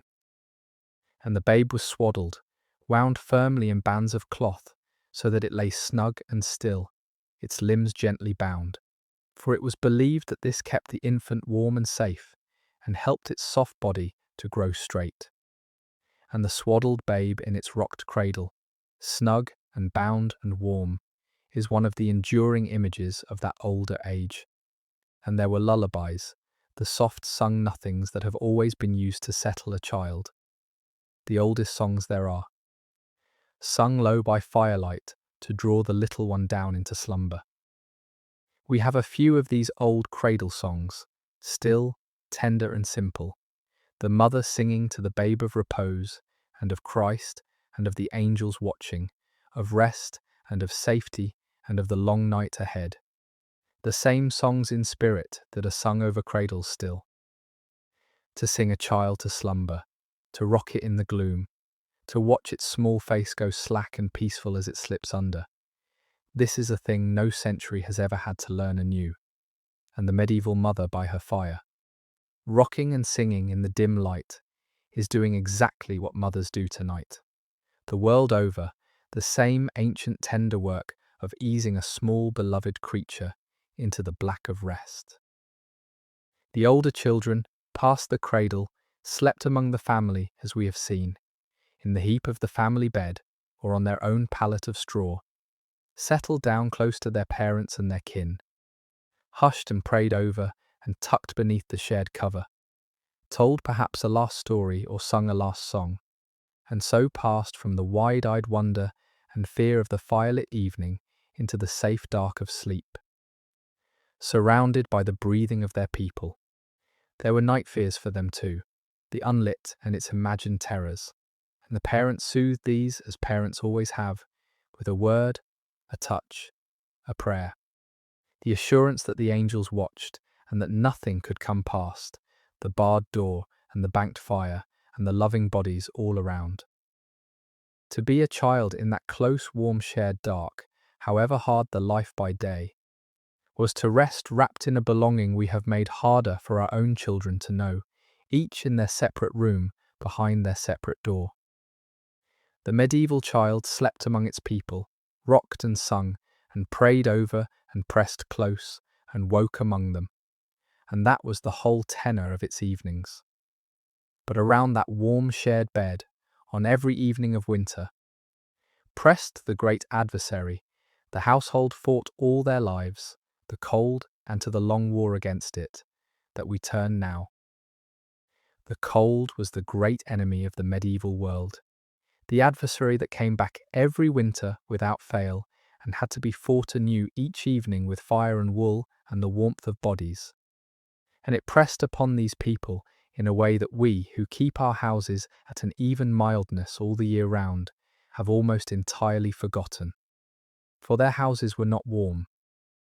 The single fire, banked low for the evening, gave only a faint heat to the room once its flames were covered, and beyond the small circle of the embers, the air of the house grew chill as the evening deepened, cold enough, in the hard months, to see the breath, to find the water frozen in the morning, to feel the chill creep up through the floor and in around the shutters and down from the smoke hole in the roof.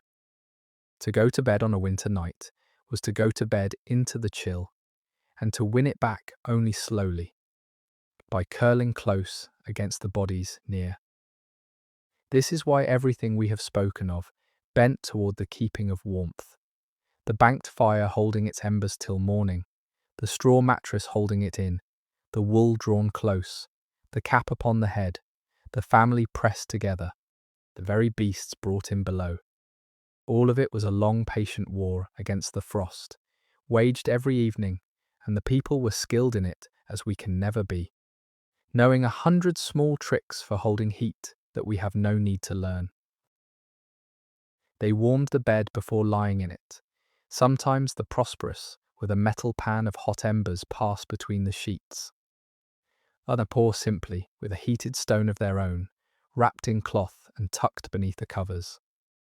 And there was one more source of warmth in the bed that we should not forget, and that is the dog, for the household dog, that lay by the fire or at the door by night to guard the house, was also, on the bitterest hours, a welcome bedfellow, drawn in under the covers for the sake of its body's heat, a living thing of comfort against the freezing dark.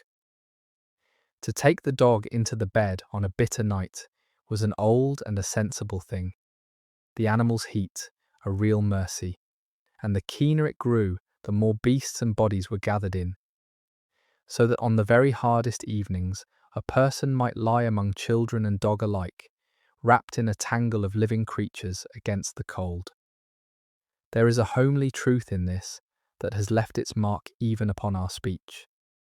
in the old reckoning of a winter night's bitterness, by the number of dogs one needed in the bed to keep the chill off. The worst of all being the small hours so hard that it took 3 dogs to see it through.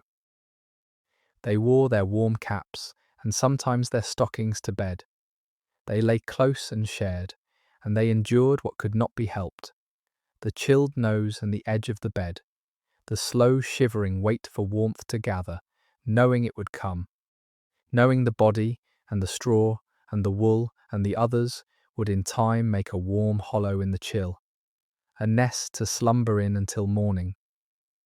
There was a real danger in the chill, beyond mere discomfort, and they knew it. The very old and the very young and the sick could die of cold in a hard winter, slipping away in the depths when the heat failed, and the bitter winters of the Middle Ages, of which there were many, were times of real dread. When the frost held the land for weeks, and the fuel ran low, and the weak did not always see the spring. To keep warm was, in the deepest sense, to keep alive, and the whole nightly labour of fire and wool and gathering together was not mere comfort-seeking, but a matter of survival. The oldest task of all living things in the cold season, to hold the warmth of life against the bitter of the dark world. They felt this, if not in words then in their bones, the seriousness of what they made each evening, and there was a gravity beneath the homely comfort of the shared bed, a sense of life huddled together against a vast indifferent frost. And yet, set against the dread, there was the deep sweetness of warmth achieved, of the nest made at last, the chill beaten back, the body easing into the gathered heat of the bed and the others, and that sweetness was the keener for the frost that ringed it round. To be snug, truly warm, in a hard winter, after a long day of labour, wrapped close among your own people, while the frost gripped the silent world outside, was a pleasure as deep and as simple as any in their lives, and one we, who are snug so easily and so constantly, can scarcely taste any longer. The bitter made the warmth precious, the dark made the firelight dear, and the hardness of their nights gave to their rest a sweetness that our soft and easy evenings can never quite know. So they lie warm now at last against the winter chill, and we may look at what, if anything, they wore as they slept. For here too, there is a small surprise. What did they wear to rest, these people of the long ago hours? And the answer is one of the small surprises of the medieval bedchamber, for the truth is that a great many of them wore nothing at all. The special garment kept apart for slumbering, the nightgown or the pyjamas, is a thing of later and more prosperous and more modest ages. In the Middle Ages, for most ordinary folk, there was no such garment, and the common way, especially in the milder months, was simply to take off the day clothes and lie down bare beneath the coverings. This was so ordinary that it scarcely needs explaining, and the pictures and writings of the time show people lying naked in their beds without the least shame or remark. For the bed was a place of warmth and rest, and the body its natural occupant. And the notion that one must be clothed even in sleep had not yet taken its later hold. There were good plain reasons for it. The day clothes were few and precious and not lightly worn out. And to slumber in them was to wear them faster and to bring the day's dirt and the field's mud into the bed.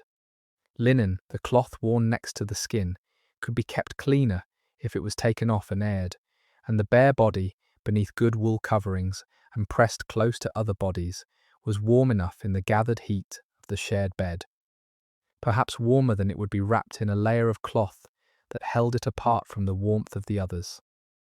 So the shedding of the clothes at bedtime was practical as much as anything, a sparing of the precious garments and a keeping clean of the bed, and the bare sleeping that resulted was thought nothing of at all. Yet not everyone slept wholly bare, and the colder nightfall and the colder the country, the more was kept on. Many slept in the simple shift or shirt of linen that they wore next the skin by day. the long, loose undergarment that served, in effect, as both underwear and nightclothes, a single plain garment for the whole of the body's private hours, and almost everyone, in the chill, wore something upon the head, for the head loses much heat, and a covered head is a warmer body. The nightcap, the coif, a simple close cap of linen or wool tied under the chin, was worn to bed by high and low, by men and women and children. To keep the head warm through the chill hours and to keep the hair clean and contained, and the picture we might have of the medieval sleeper, night-capped and shift-clad beneath the blankets, is true enough for the colder evenings and the more modest or prosperous households. There was, for the women especially, one more small undoing of the day at bedtime, and that was the loosing of the hair. By day, a grown woman's hair was bound up and covered, plaited and pinned and hidden beneath a veil or a wimple or a cap. For custom and modesty held that a married woman's hair should not go loose and uncovered before the world. But after dusk, in the privacy of the bed and her own people, the hair was let down at last, unpinned and unbound and combed out. Falling free and the combing of it was one of the small night rituals, the hair drawn through with a comb of horn or bone or wood, smoothed and ordered before it was loosely plaited again for sleep, or simply left to lie beneath the coif. There was an intimacy in this loosing of the hair, a thing seen only by the closest, the day's careful binding undone in the firelit dim, and it marked, in its way, the passage from the public day into the private night. So there is no single answer, only the general truth that they wore far less to bed than we might expect, and often nothing, and that there was no shame nor strangeness in it. For the body at rest, among its own people in the black, was simply the body at rest, and the elaborate modesty of later ages had not yet arrived to dress it up for sleep.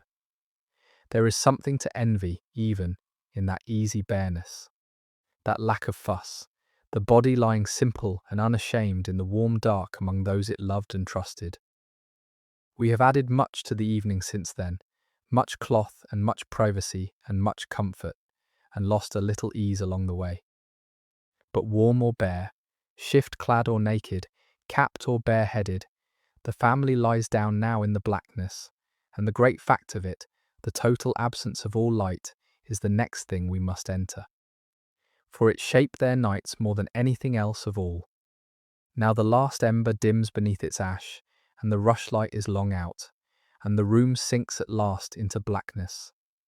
And we must dwell here a while, in the gloom itself, for the dark of that distant age was a thing of a depth and a completeness that we, in our world of endless brightness, have lost so utterly that we can barely conceive of it. Close your eyes and try to imagine it, not the half-light of a modern bedroom, where the street lamp glows at the curtain's edge, and the little lamps of a dozen devices wink in the gloom, and the sky itself is stained orange with the glow of distant towns, but an utter dark, unbroken and absolute, in which you cannot see your own hand before your face, in which the room and the world have simply vanished, leaving only the black and the small sounds and the warmth of the bodies near. This was the ordinary nightly blackness of nearly every human being who ever lived before our own brief age of brightness. When the fire was banked and the moon was down or hidden, the dark that filled the house and lay over the whole country was total. An ancient stillness in which the only guides were touch and sound and memory. People knew their houses by heart, every corner and obstacle, and moved through them by long habit. For there was no lighting the way for each small errand. It was not an absence of something that ought to be there. It was simply the world after sundown, the other half of existence, as natural and as expected as the day, and they had lived within it always, and were at home in it as we can never be. And yet being human, they feared it too, or feared the things they believed it held, and we will come to those night fears in their place, for the gloom was peopled, in the medieval mind, with spirits and the wandering dead and all manner of unseen presences, and to lie awake in that total blackness was to lie at the threshold of another and unchancy world. But the fear and the familiarity lived side by side. The same darkness that might hold a terror also held the deep rest of sleep, and the warm bodies of the family, and the safe walls of the home. And for the most part, it was simply the place where one slept. Vast and quiet and close, the great soft black in which the tired body let go at last and sank. There is something worth keeping from that lost darkness, lying as you are in your own dimmed and never quite dim room. For the people of that age, the coming of the blackness each night was a true and total ending, a drawing down of a black curtain over the whole visible world. And the rest they found within it was the deeper for the completeness of the gloom that held them. The night was not something to be pushed back and shortened with light. As we push it back, it was a country to be entered. Surrendered to, slept through, a great black tide that rose each evening and bore them under into sleep and set them down again, washed and rested, on the shore of the morning. To lie in the true dark, our ancestors knew every evening of their lives, is to feel the dead of midnight as they felt it, as something vast and quiet and complete, asking nothing of you but that you let go and rest. And as they lie now in that deep stillness, it is worth knowing that the gloom was not the same in every season, for the murk changed greatly across the turning year. Longer and blacker in winter, brief and pale in summer, and that changing of the evening with the seasons is the next thing we will follow. The medieval night was not one thing but many, for it changed greatly across the turning year, and the difference between a span of high summer and an evening of deep winter was so vast that they were almost two separate worlds. And the people lived their evenings very differently according to the season, their whole rhythm of sleep and waking swinging back and forth with the slow swing of the year. We who keep our houses and our hours the same in every season, lit and warmed alike in June and January, have lost this great seasonal swing of the dead of midnight. But to them, it was the very shape of their lives. In the deep of the cold season, the evening was drawn out and the day was short, the blackness coming early in the afternoon and holding late into the morning, so that the hours of darkness far outran the daylight hours. There was little to do in that dark but sleep, for the fields were idle and the work was less, and the candlelight too dear to burn. And so in winter the people slept on, going early to their beds and rising late, taking from the black all the rest it offered, sleeping perhaps far more hours than we would think healthy or possible, 10 or 12 or more, the two sleeps and the watch stretched out across the great length of the winter night. The winter was the sleeping season, the resting time, when the land lay dormant and the people, in their way, lay dormant too, drawn down into the blackness to wait out the cold and the dearth until the daylight should return. In the warm months, it was the opposite, for the days were long and the hours were short. The daylight lingering late into the evening and returning early in the morning, so that those hours were few. Now there was much work. The hard press of the farming year, the haymaking and the harvest. Work that ran from first light to last and beyond, and the short summer night gave little time for sleep.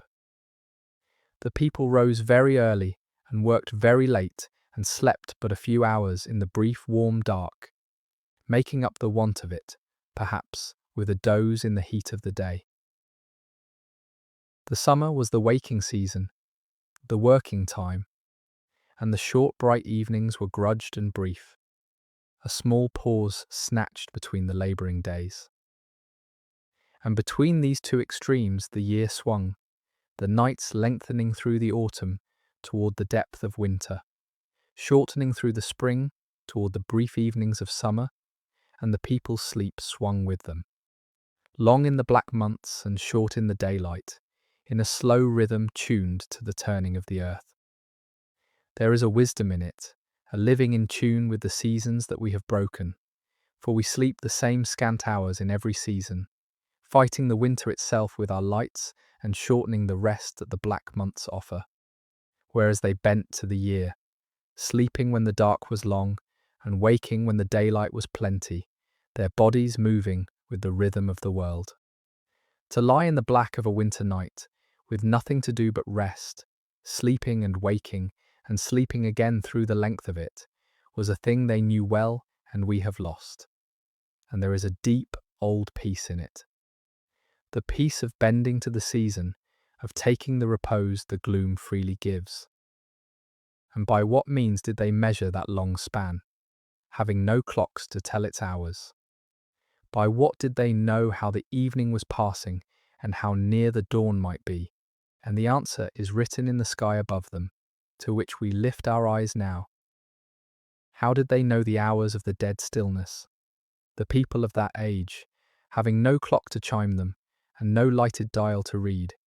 And the answer is that they read midnight by the sky, by the slow wheel of the stars and the changing face of the moon, the only timekeepers the gloom gave them, and they read them far better than we can.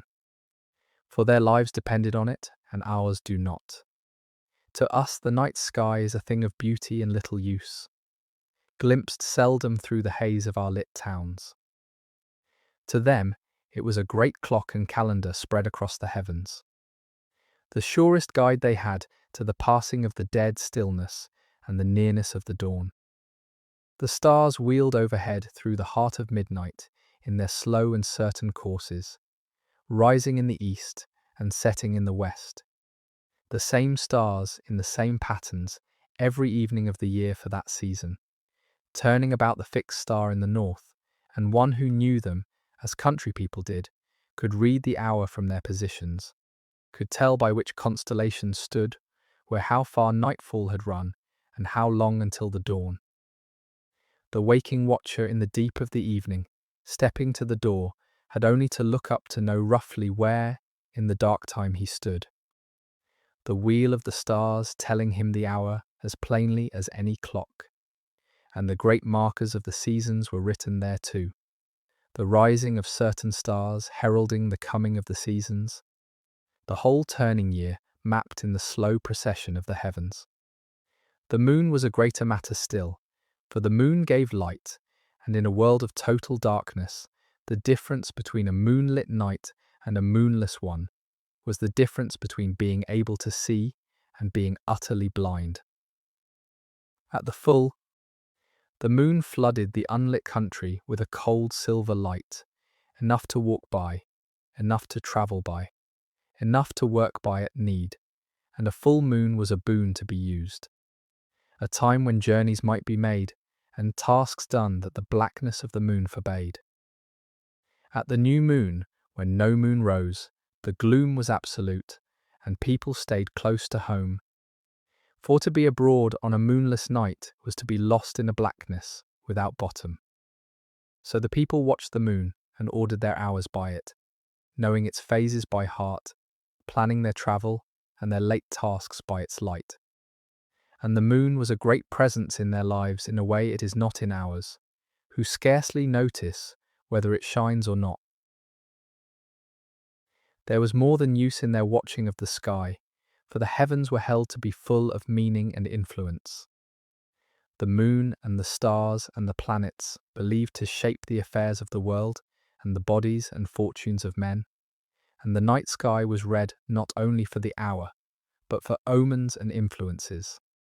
The wise watching the conjunctions and the comets and the changing moon for what they might portend. But beneath all the meaning, there was the simple nightly fact of it. The people looking up into a sky undimmed by any earthly light, a sky of a depth and a brilliance we can hardly imagine, thick with more stars than we ever see. The great wheel of them turning slow and certain over the sleeping land, marking the hours of the blackness, the oldest companion of the evening.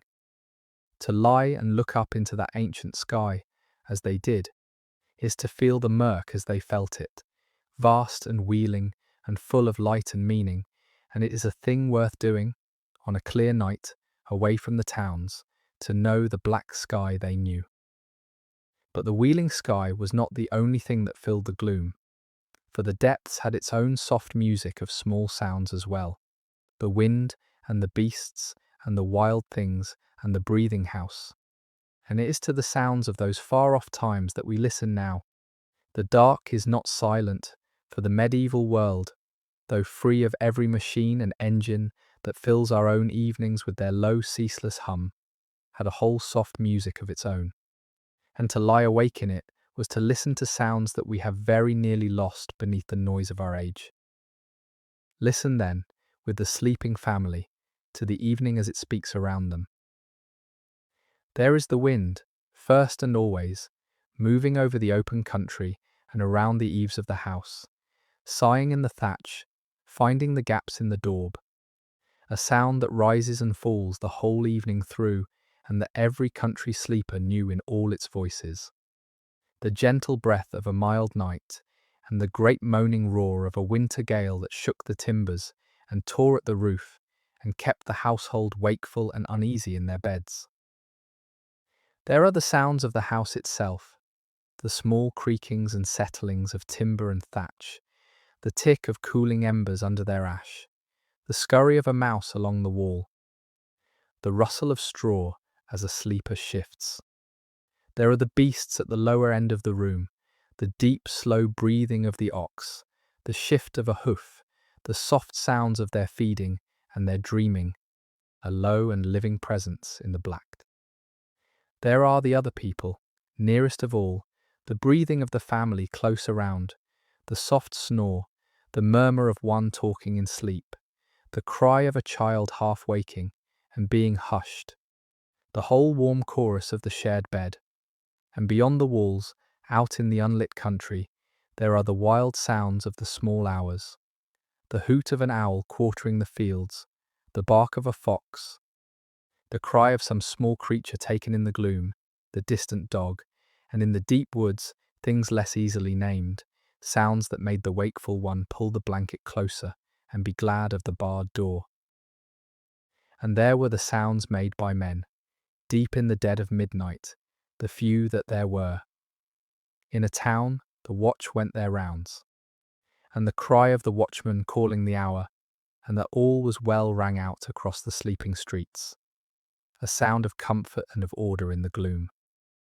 In the village, there might be the bell of the church, marking the canonical hours of prayer, for the religious houses kept the night offices, and their bells called out across the country, even in the murk, a sound we will come to, telling the wakeful that somewhere in the gloom monks were rising to pray while the world slept.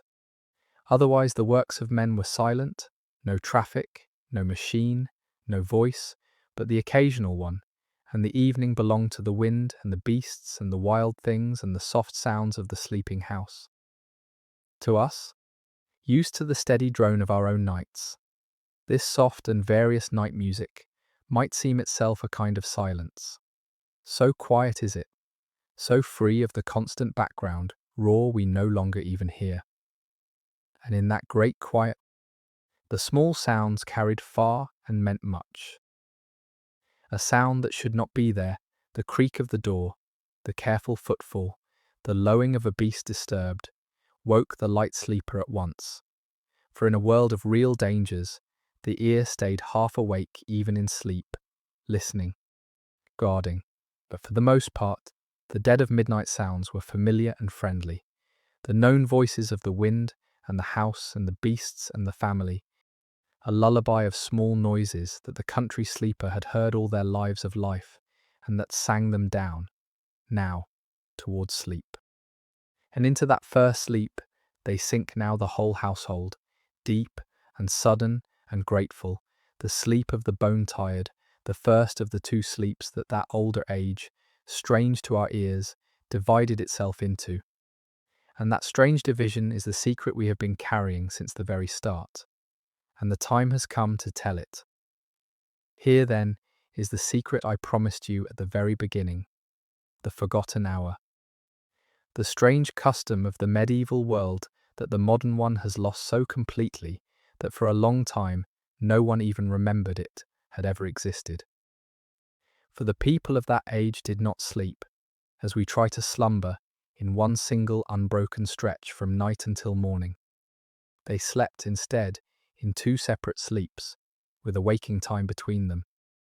And this was not the habit of a few, but the ordinary and universal pattern of sleep across the whole of the old world. So common and so taken for granted that it was hardly ever explained, only mentioned in passing, as one might mention breathing. It worked like this. The family lay down soon after dark, as we have seen, and fell quickly into the first sleep, the deep, heavy sleep of the early night, and slept so for some hours, perhaps 3 or 4. And then, in the deep middle of the dead stillness, somewhere in the small dead hours, they woke, not from any disturbance, not because anything was wrong, but naturally, of their own accord, as the body, having had its first deep draught of sleep, came to the surface again, and they would lie awake, or rise, for an hour or more, in the very middle of nightfall, in what they call the watch, or the watching, the quiet space between the first sleep and the second. And then, when that waking hour had passed, they would settle down again into the second sleep, the morning sleep, and sleep on until the grey of dawn and the cock and the call of the day's work. This is so strange to us, who lie awake at 3 in the morning and fret that something is wrong with us, that we cannot sleep, that we have failed at the simple animal task of sleeping through. But to them there was nothing wrong with it at all. It was simply how the evening was shaped, the 2 sleeps and the watch between, and they neither feared the waking nor fought it. The references to it run all through the old writings, the first sleep and the second sleep named as plainly as morning and evening. The watch between them, an ordinary part of the evening that everyone knew and no one questioned. It seems that this 2-part sleep is in fact the natural pattern of the human body when it is left to long evenings of darkness. The way we sleep when there is no artificial light to keep us up late and compress our rest into a single hurried block, and that our own unbroken night is the odd thing, the modern invention, and theirs the older and the deeper human way. Think what a gift that waking hour might have been, rightly understood. To wake, refreshed by the first deep sleep, in the still middle of the dead stillness, in the warm dark, with no demand upon you, no work to do, nothing required but to lie there in the quiet between the 2 sleeps, is a thing we have lost and might envy. It was not a failure of sleep, but a part of it. A calm island of wakefulness in the midst of the dead stillness's rest, and the people used it in their own quiet ways, as we shall see. So when you wake tonight, as you may, in the deep of the gloom, do not be troubled, and do not reach for the light, and do not fret that your sleep is broken, for it is not broken at all. It is only the old pattern returning. The first sleep ended, and the watch begun, the very rhythm of the shadows that all your ancestors knew. And the kindest course you can take is to lie still in the black and let the watch be what it was for them, a quiet and a peaceful one. And what they did with it, the strange and gentle uses of the waking watch, is the very next thing we will explore. What did they do, the people of the old world, in that strange waking hour in the deep of the evening, the watch between the first sleep and the second? The answer is gentle and various, and tells us a great deal about the texture of their hours, for this was not wasted nor troubled, but an accepted part of the blackness, and they filled it, each according to their need and their nature, with the soft small business of the middle of the night. Many simply lay still where they were, in the warm dark, and let their minds drift. It was a span, the old writers tell us, much given to thought, to the turning over of the day just past and the day to come, to musing and remembering, and the slow, untroubled wandering of a mind half loosed from the cares of waking. It was a time for prayer, above all, for the deep middle of the dark was held holy and quiet, close to God, when the soul might lift itself up undisturbed, and the devout used the watch to commend themselves and their household to heaven, speaking quietly to God while the world slept. The prayer books of the time even gave words meant for the waking. So ordinary and expected was it. There was, too, the quiet murmur between people. Husbands and wives, waking together in the warm dark, talked the low murmured talk of the evening, of their hopes and their worries and the small doings of their lives. A talk that the blackness and the stillness made easy and intimate in a way the busy day did not allow. And it was plainly and without any awkwardness, a time of love between them. This private span in the gloom, refreshed by the first sleep, with the children sleeping and the world still. And the old physicians even recommended it as the best and most fruitful season for the getting of children, so that the watch had its part in the making of the next generation, as well as the resting of this one. The middle of the small hours, far from being the lonely and anxious vigil it has become for us, was a soft and intimate and even a fruitful season, a space of quiet closeness in the heart of the gloom. And some rose, in the watch, and moved about, gently, in the banked glow of the fire. A woman might rise to tend a wakeful child, to stir the embers, to check the beasts, to do some small quiet task. A man might step outside a moment to relieve himself, or to look at the stars and the weather and the state of the dead stillness. Some, in the religious life, rose for the night office of prayer, but of them we will speak apart. For most, the watch was a thing done from the bed, a lying awake in the warm dark, peaceful and accepted, and then a settling down again into the second sleep when the body was ready, with no anxiety and no sense that anything was amiss. It is a way of holding midnight that we would do well to recover, that acceptance of the waking, that ease in the gloom, that use of the quiet hour for prayer and thought and love and rest rather than for fretting. The people of the old evenings knew how to wake in the gloom and not be afraid, and how to settle again into sleep, and it is a kind of wisdom, and one of the gentlest things they have to teach us. Yet not everyone found sleep so easily, even in that world of deep weariness and the accepted waking watch, and what the medieval world did for those who could not sleep. The remedies and the gentle wisdom they brought to the sleepless is the next thing we will look into. Not everyone fell easily into sleep, even in that age of hard labour and deep weariness.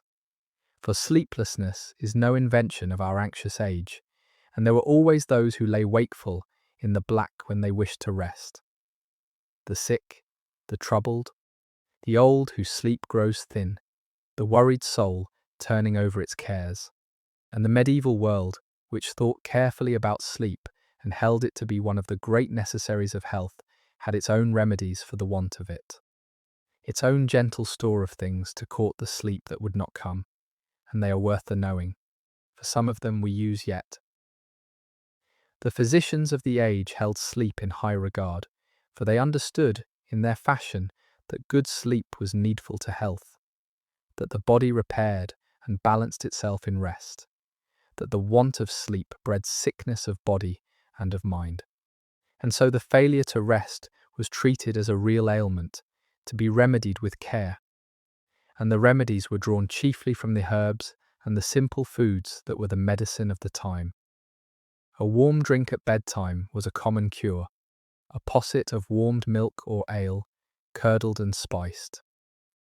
Soothing and heavy and apt to bring on drowsiness, the ancestor of the warm milk that is still pressed upon the wakeful today. Herbs were steeped and drunk or laid in the bedding. The lettuce, oddly, was thought a great bringer of sleep, and the poppy, of course, whose drowsy power was well known, and valerian, and dill, and chamomile, brewed into soothing draughts to calm the restless, and ease them down toward rest. And there were the herbs strewn through the bed and the chamber for their drowsy scent, the lavender above all, whose smell was held to quiet the mind and bring on sleep, laid through the bedding and the pillow and breathed all evening, and the hop and the sweet woodruff, the whole green pharmacy of the meadow, brought into the bed to ease the passage into sleep. The pillow itself might be stuffed with sleep-bringing herbs, a small bag of dried lavender or hops tucked beside the head, so that the sleeper breathed their calming scent all through the heart of midnight. A remedy so gentle and so pleasant that it is used again in our own day by those who seek a kinder way to rest than the drugs of the chemist. Beyond the herbs and the draughts, the medieval wisdom on sleep held much that we are only now rediscovering. That one should go to bed and rise with a regular rhythm, that the chamber should be black and the mind untroubled, that a heavy and a worried heart was the enemy of sleep and a soul at peace its friend. That prayer and the laying down of one's cares before God was itself a great bringer of rest. The wakeful were counselled to commend their troubles to heaven and let them go, to lie still and untroubled in the blackness, to court sleep gently rather than chase it, much as we now counsel one another to do. And if despite all, the sleep would not come, there was the waking watch to fall back upon, the accepted wakefulness of the evening, the knowledge that to lie quiet and at peace in the gloom was itself a kind of rest, even without sleep. So that the medieval wakeful were spared, at least, the modern torment of believing that to lie awake by night is a failure and a disaster. They lay awake more easily than we do, expecting it, accepting it, and so often slept the sooner for not fearing the want of it. And as the herbs of the bed brought their drowsy scent and the warm posset did its work, the sleeper sank at last toward rest. And whether sleep came easily or hard, there was one act that wrapped the whole evening round before the household gave itself to the shadows, and that was prayer. And to the prayers of that distant age we turn now. Before sleep, and again in the watch, and at any waking in the blackness, the medieval household prayed. For these were people steeped in their faith to a depth we can scarcely fathom, to whom God and the saints and the life of the soul were not a Sunday matter, but the very air they breathed, present in every hour and never more present than in the gloom and dangerous hours of the evening.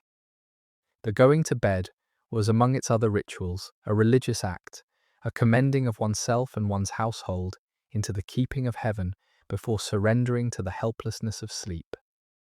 And the prayers said at the bedside in the dim last light were among the most heartfelt of the whole day. For sleep, to the medieval mind, was a perilous as well as a blessed thing, a little death, a laying down of the waking self from which one might not return. Many died in their sleep, then as now, slipping away unseen, and more died in the small hours of fever, or chill, or the sudden failures of the body. So that to lie down was, in a real sense, to lie down not knowing whether you would wake, to place yourself unguarded with death a near and constant neighbour. And so they prayed against that danger, commending the soul to God before sleeping, in case it should be required of them before the dawn, asking that if they should die before morning, they might die in grace and be received into heaven. The old bedtime prayers are full of this, the laying of oneself into God's hands at the day's end, the asking of the angels to guard the bed and the sleeper, the readiness to meet death should it come. And from this deep old root grew, in time, the simple child's prayer, still half remembered today, the asking that the Lord one's soul should keep, and should one die before waking, should that soul be taken up. There were prayers for all parts of the evening, said kneeling at the bedside before lying down, commending the household to God and the saints, said again in the waking watch, lifting the heart to heaven in the holy stillness, said against the terrors of the black, against the things believed to move in it, against bad dreams and the assaults of evil spirits. Thought to have more power in the small hours. The sign of the cross was made over the bed and the body. Guardian angels, in whom they believed utterly, were invoked to stand watch over the sleeper through the perilous dark. The whole night was wrapped about with prayer, ringed with appeals to heaven, so that the sleeper lay down not merely into the gloom, but into the keeping of God and his angels and saints. Guarded, watched over, held, there is something to envy in that. Whatever one's own beliefs, lying as you are in your own quiet black. For these people met the great helplessness of sleep, and the nearness of death in the depths, not with anxiety, but with trust, laying themselves down each evening into hands they believed would hold them, certain that they were watched over in the gloom, that the dark and their souls within it were not unguarded, that whether they woke or not, all was held in a love greater than the blackness. That nightly act of trust, of letting go into a keeping beyond oneself, is perhaps the deepest comfort their faith gave them, and it let them sleep, as the truly trusting sleep, without fear. And yet they did fear, for they were human, and the gloom held terrors their faith could soften, but never wholly banish. And to those night fears, gently, we now turn.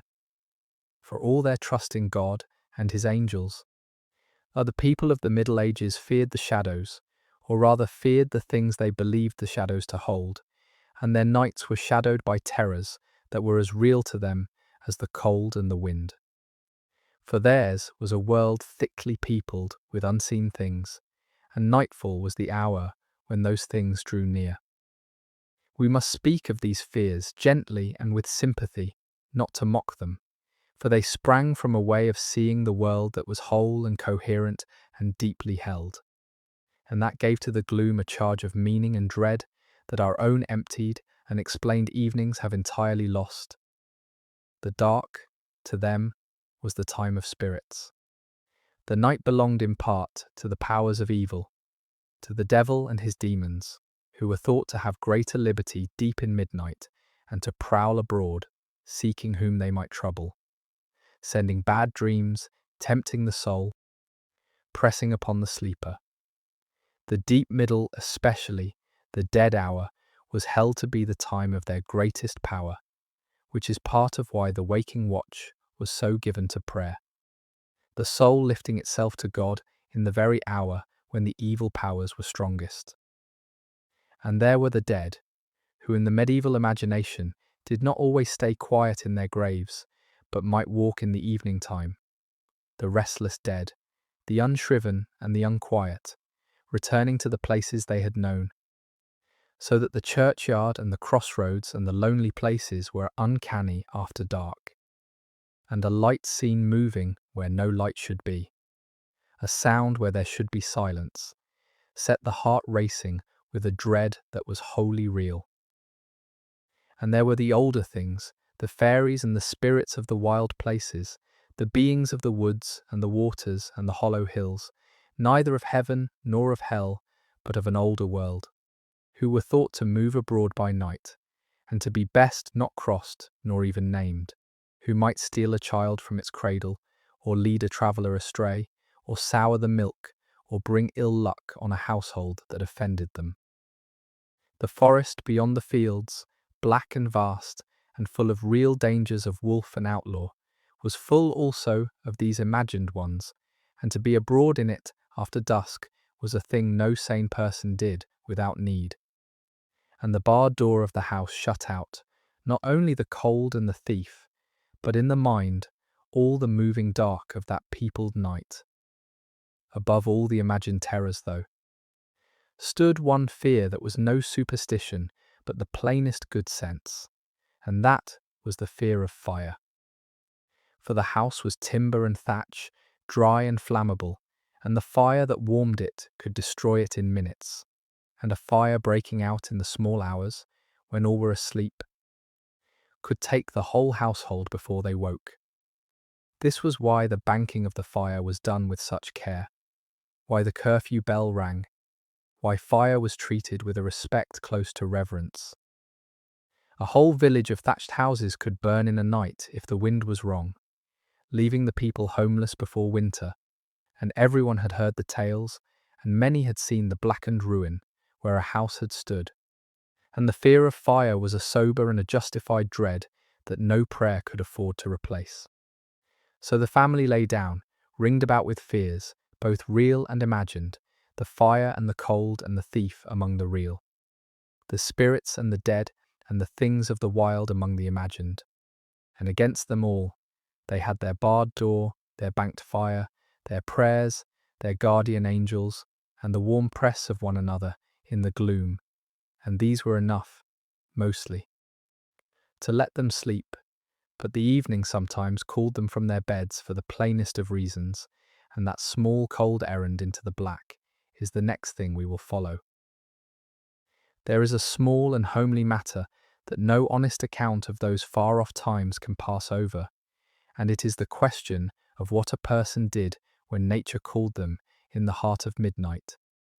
For there was no easy answer to it then, no warm and lighted room, a few steps down a hall, only the cold and the blackness and a choice between makeshifts. And it is one of those plain bodily realities that bring the distant past suddenly very close. For the body's needs do not respect the hour or the weather, and the sleeper roused in the deep of a winter night by the old urgent summons faced an ordeal that we, with our warm and waiting comforts, are spared without ever thinking of it. The commonest answer within the house was the chamber pot, a simple vessel of earthenware or metal kept beneath the bed or near it, into which one relieved oneself in the blackness without having to leave the warmth of the room at all. This was used by high and low alike, in cottage and castle, the most ordinary furniture of the small hours, emptied in the morning out of doors or into the place where such matters went, and a great convenience it was, sparing the sleeper the cold journey outside. In a crowded room shared by a whole family, it was no private matter, but privacy in such things was a luxury unknown to people who lived their whole lives within arm's reach of one another, and they thought nothing of it. For more than the pot could serve, or in houses without one, there was the journey outside, to the privy, or the midden, or simply to a corner of the yard. And on a hard winter night, this was an errand to be dreaded and got over quickly. Picture it, to rise from the warm hollow of the shared bed into the cold air of the room, to feel for the door in the pitch dark, to lift the heavy bar, to step out into the freezing night. The frost or the rain or the wind, the black and uncanny dark with all its imagined terrors, to do what must be done as fast as ever one could, and then to hurry back in, to bar the door again, and to burrow back down into the bed and wait, shivering, for the warmth to gather once more. The privy itself, where there was one, was a rough thing, a pit with a seat over it, set a little apart from the house, cold and black and unlovely, and no one lingered there deep in the murk. It is a small thing, this, and an undignified one, and yet it belongs to the true picture of their hours, and there is even a kind of fellow feeling in it, for here is something that has not changed in all the centuries, the body's plain needs and the small inconvenience of answering them in the gloom.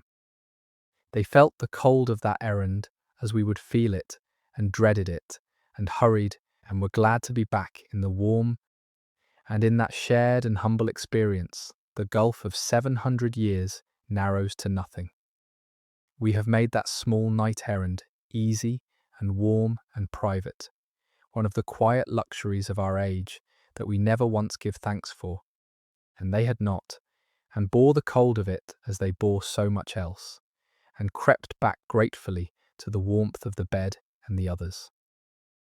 And that warmth, that gathered heat of the shared bed, was a thing the poor knew in their crowded room, and the rich knew in a different and a grander fashion. For the wealthy and the high-born slept in a manner all their own. And we will leave the cottage a while to see how they passed nightfall in the manor and the hall. Let us leave the cottage a while, and go up, in imagination, to the manor house on the rise above the village, where the lord and his family passed the evening, for the wealthy slept in a manner very different from the poor, and the contrast tells us much about both. The medieval rich did not lie on straw upon the floor, They had beds, true beds, and the bed of a wealthy household was the grandest and most valuable piece of furniture it owned, a thing of carved and painted wood, of hangings and curtains and soft furnishings, costing a small fortune and prized above almost any other possession, often the chief treasure named in a great man's will. Picture the great bed in the Lord's chamber. It is a massive frame of wood, raised high off the floor, with 4 tall posts at the corners, rising to a wooden canopy or tester overhead.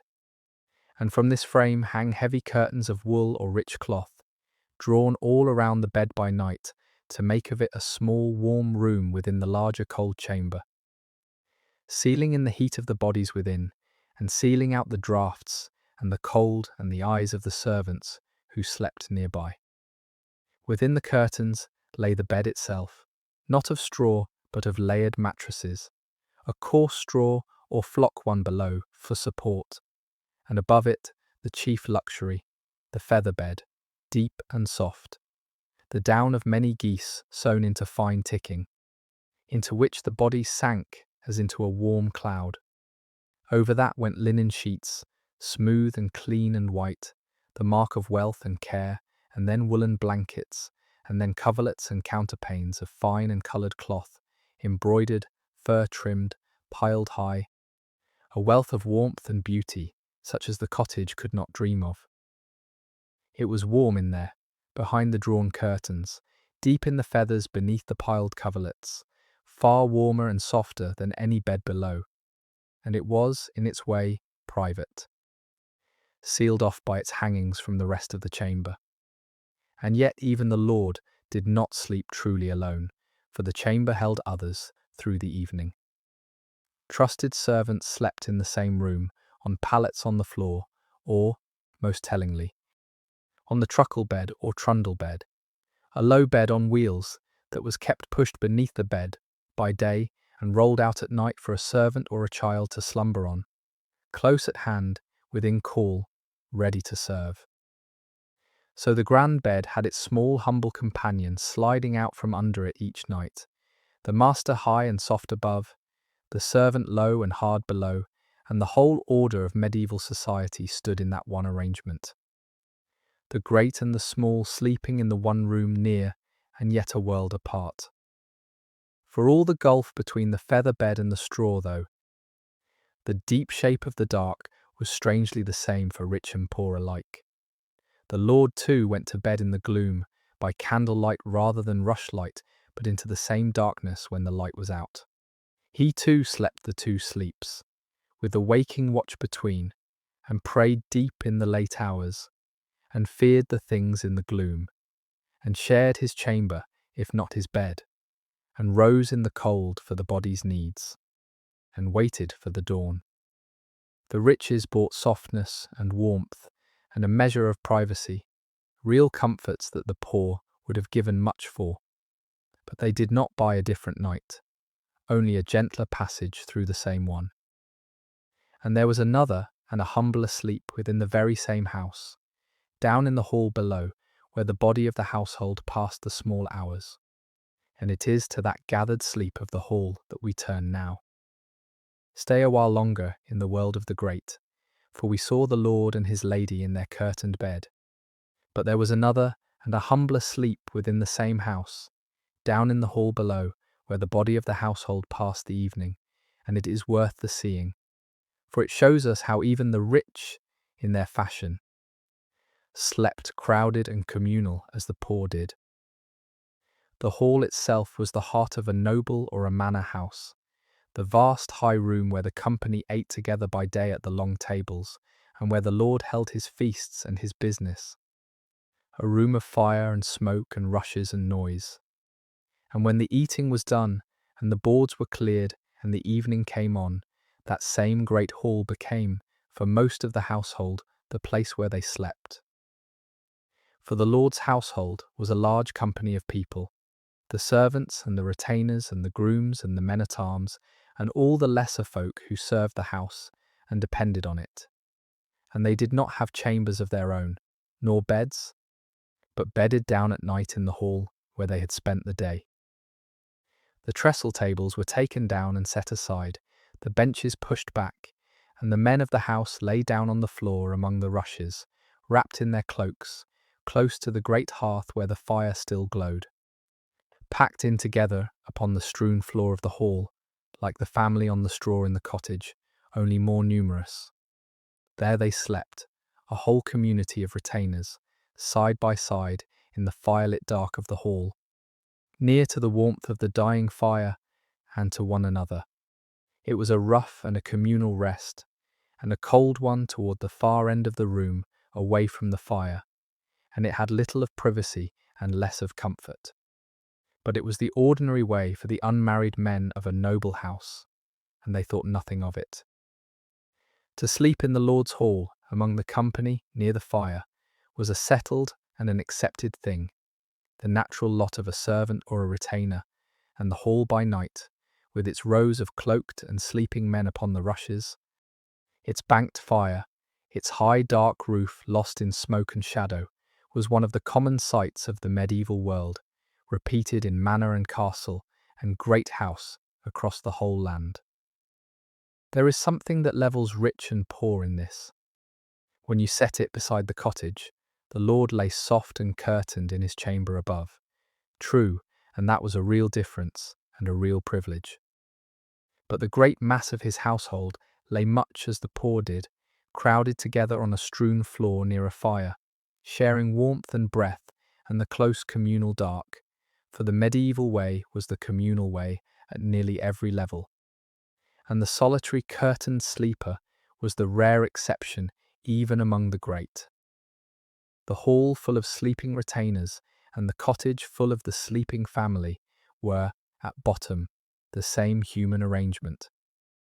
Bodies gathered close against the cold and the blackness, and the gulf of wealth between them was narrower in the deep of the small hours than it seemed by day. And from the gathered sleep of the hall we may turn to a company of people, neither rich nor poor, who kept the strangest night of all, rising again and again in the black to a purpose of their own, and to them, the monks in their cold cloisters, we turn now. While the village slept, and the manor too, there were those in the medieval world who rose in the deep of nightfall on purpose, who broke their rest by design, and went out into the cold black to a labour of their own.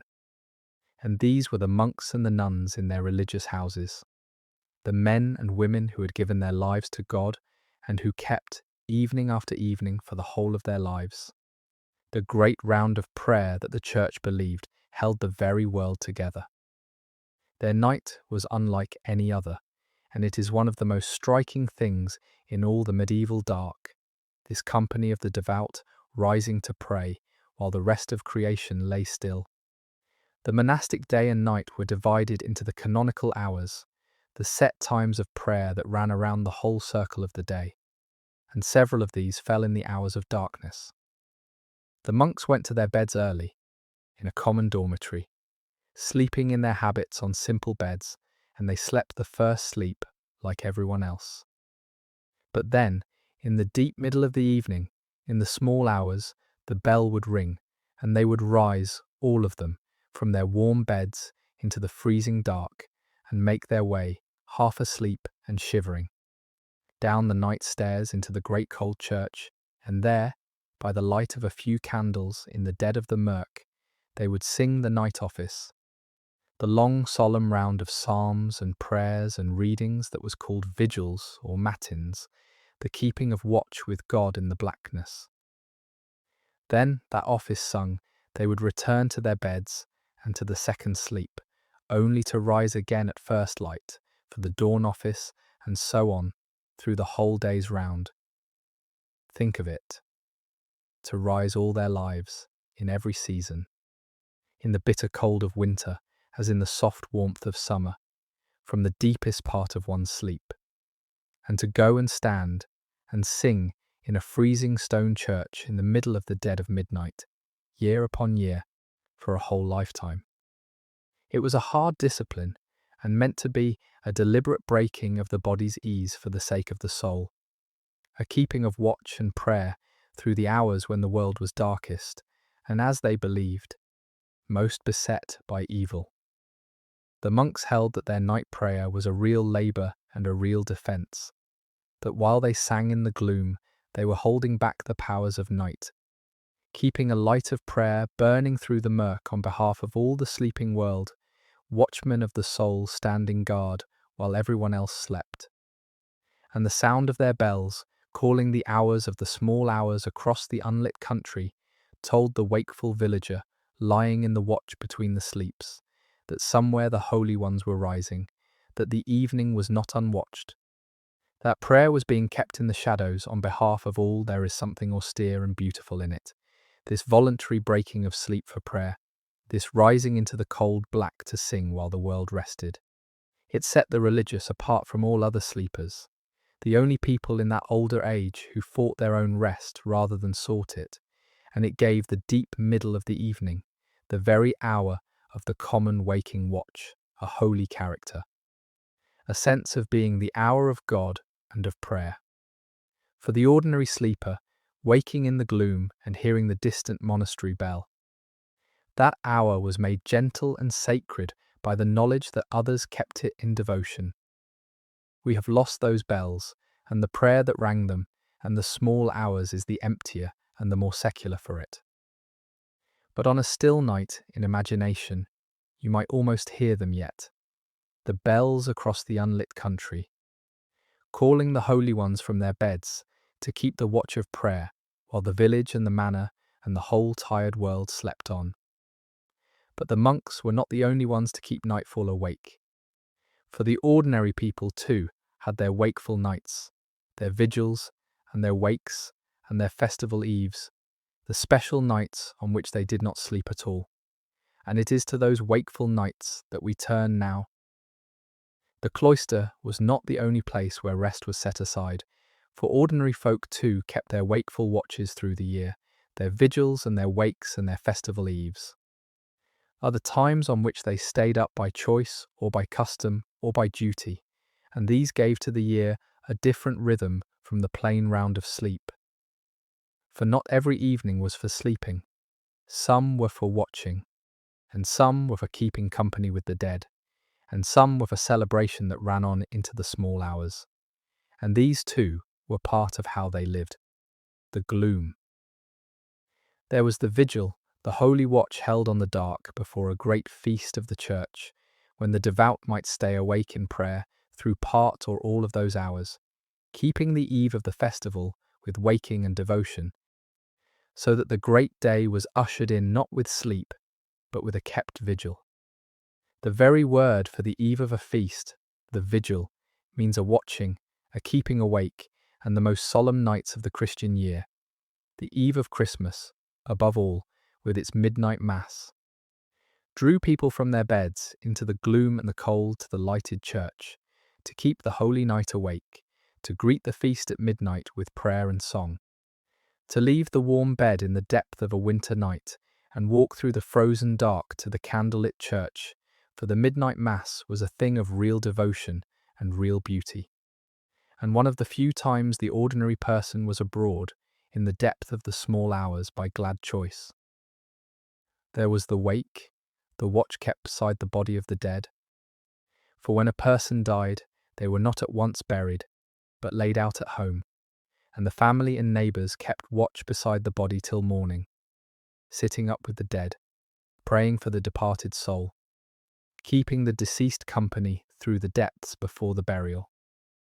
This watching of the dead was a solemn duty and a deep act of respect and love, and the long night beside the body, lit by candles, filled with prayer and quiet talk and remembrance, was one of the most sacred of the wakeful nights. A keeping of faith with the one who had gone, a refusal to leave them alone in the gloom, even in death.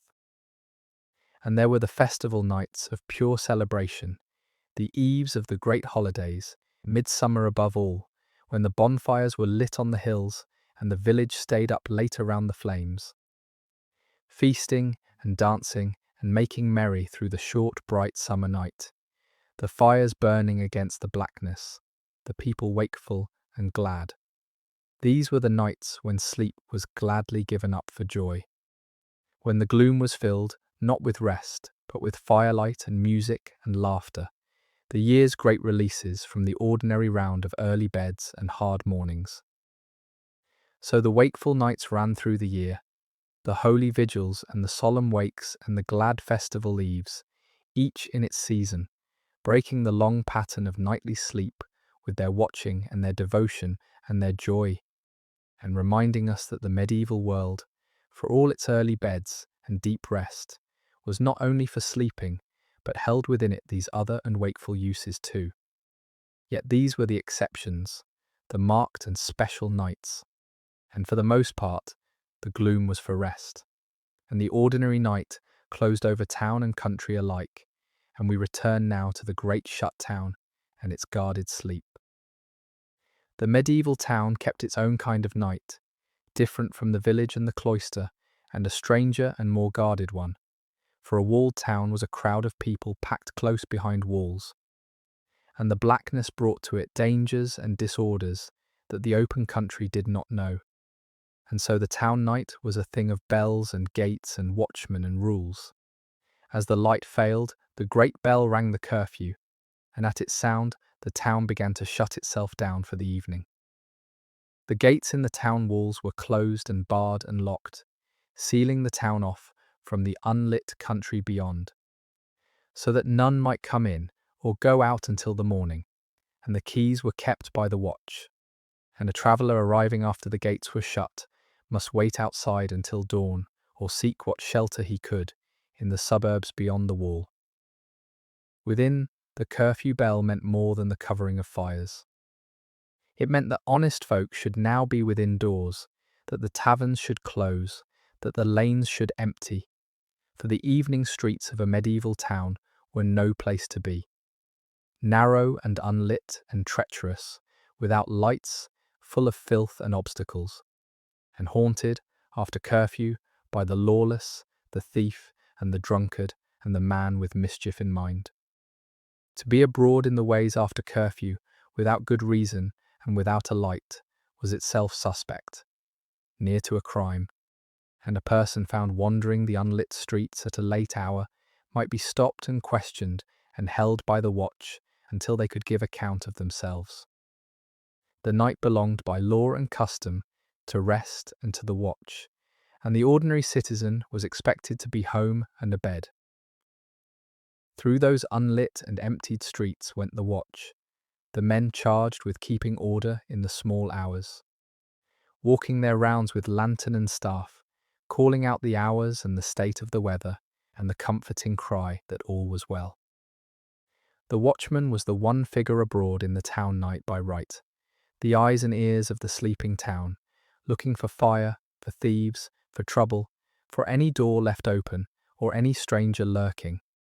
And his slow round and his called-out cries were the heartbeat of the town night, a sound of order and safety in the shadows that the sleeping citizens heard half-consciously and were reassured by. To lie in bed in a medieval town and hear the watchman call midnight, and all well, was to know that someone watched while you slept, that the unlit streets were not wholly given over to the lawless, that there was a guard kept through nightfall. And behind their shut doors and shuttered windows, in their houses tall and narrow, and packed close along the unlit lanes, the townsfolk slept much as everyone else did, on their beds of straw or feather according to their wealth. In their shared rooms, through their two sleeps and their waking watch, ringed about by the same cold and the same black and the same fears, but with the added strangeness of the great shut town around them, the locked gates, the empty streets, the calling watch, the whole walled community sealed and sleeping together in the blackness behind its walls. The town night was the village night made denser and more guarded, the same deep darkness and early sleep, but crowded, walled, watched, and shut. And whether in town or village or manor or cloister, most who slept that evening slept at home, but not everyone did, for the roads of the medieval world had their travellers, who passed midnight far from home in the beds of strangers, and it is to the inn and the traveller's curious rest that we turn now. Not everyone slept at home in their own bed, among their own people, for the roads of the medieval world had their travellers, the merchants and the pilgrims, and the messengers and the wandering folk of every kind. And these passed their nights away from home, in the inns and the guest houses and the religious houses that took in wayfarers, and the evening of the traveller was a curious and a less comfortable thing than the gloom of the settled household, and tells us much about how casually the people of that age shared their sleep with strangers. The medieval inn was a rough and a welcome haven for the weary traveller, offering food and ale, and a fire and a roof and a place to slumber. But the place to slumber was seldom a room of one's own. For privacy was a luxury the inn did not provide. The common arrangement was a shared chamber, and very often a shared bed, 2 or 3 or more travellers, strangers to one another, lying down together in the same bed for the heart of midnight. Packed in for warmth and economy, as a matter of course, with no more thought than we would give to sharing a bench. The traveller arriving at the inn took whatever space was to be had, and if that meant lying down beside an unknown man already snoring in the bed, then so it was, and he climbed in and slept, trusting to luck that his bedfellow was honest and clean, and not too great a snorer.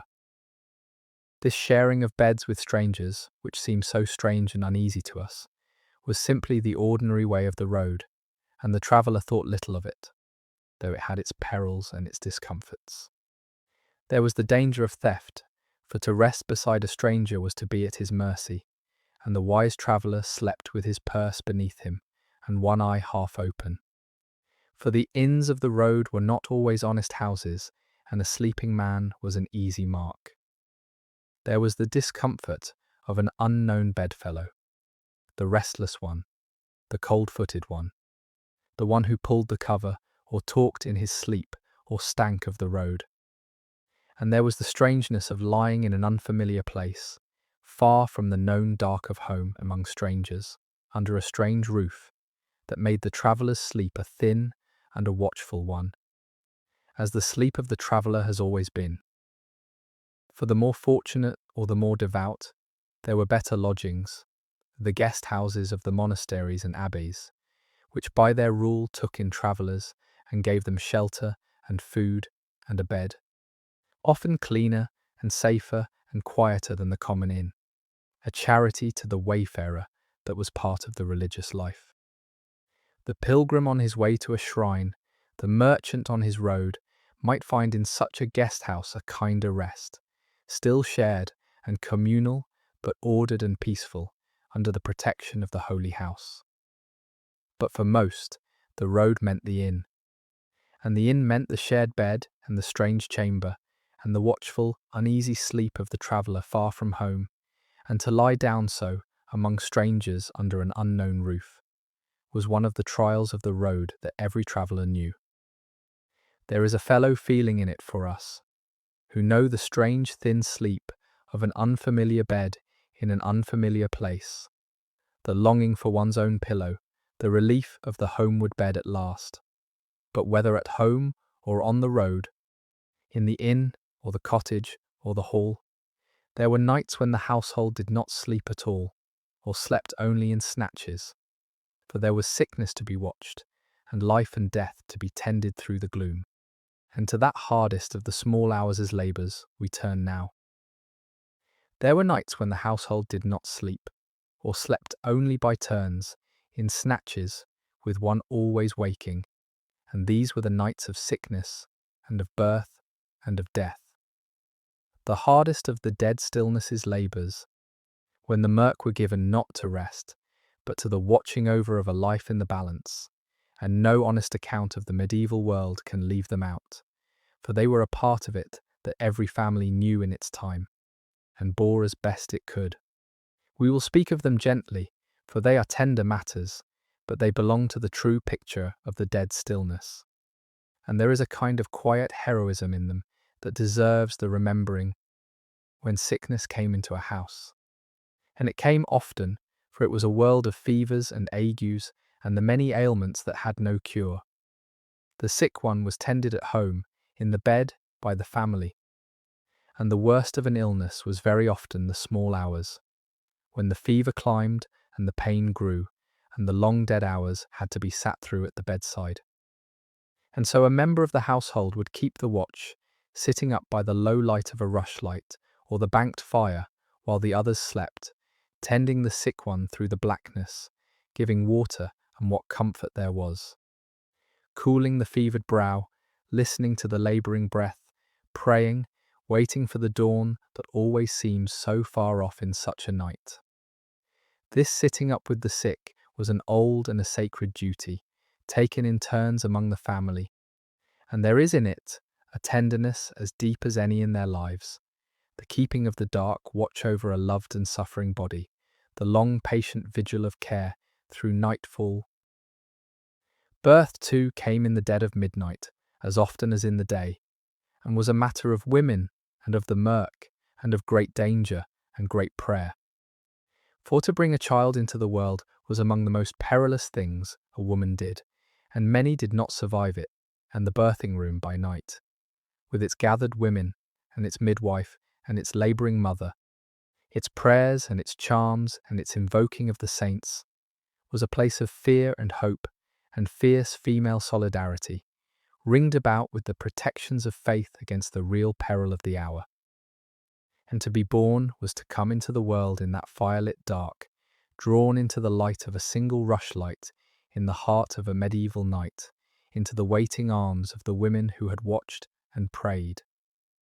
And death, the last of the dead of midnight's hard labours, came often in the depths too, in the low ebb of midnight when the body's strength runs out, and the deathbed watch was the most solemn of all the dark hours' vigils. The family gathered close about the dying one, the priest summoned through the gloom to give the last rites. The prayers said, the soul commended, the long waiting through the gloaming for the end to come. To die at home, in one's own bed, deep in the heart of midnight, among one's family, shriven and prayed over and held, was the good death they hoped for. And the murk that held such a death was a span of grief, but also, in its way, of grace. The household keeping its loving watch to the very end and beyond. These were the nights they did not sleep, or slept only by turns, the nights of fever and birth and death. And they bore them as they bore everything, with prayer and with patience, and with the deep mutual care of people bound close by love and need. And having looked with care into even these hardest of the dead stillness, we have seen now the whole compass of that age, from the failing of the light to the deepest watches of sickness and birth and death. And through all of it, in the first sleep and the second, the medieval sleeper dreamed, and their dreams were a stranger and a weightier thing to them than ours are to us. And to those dreams we turn now.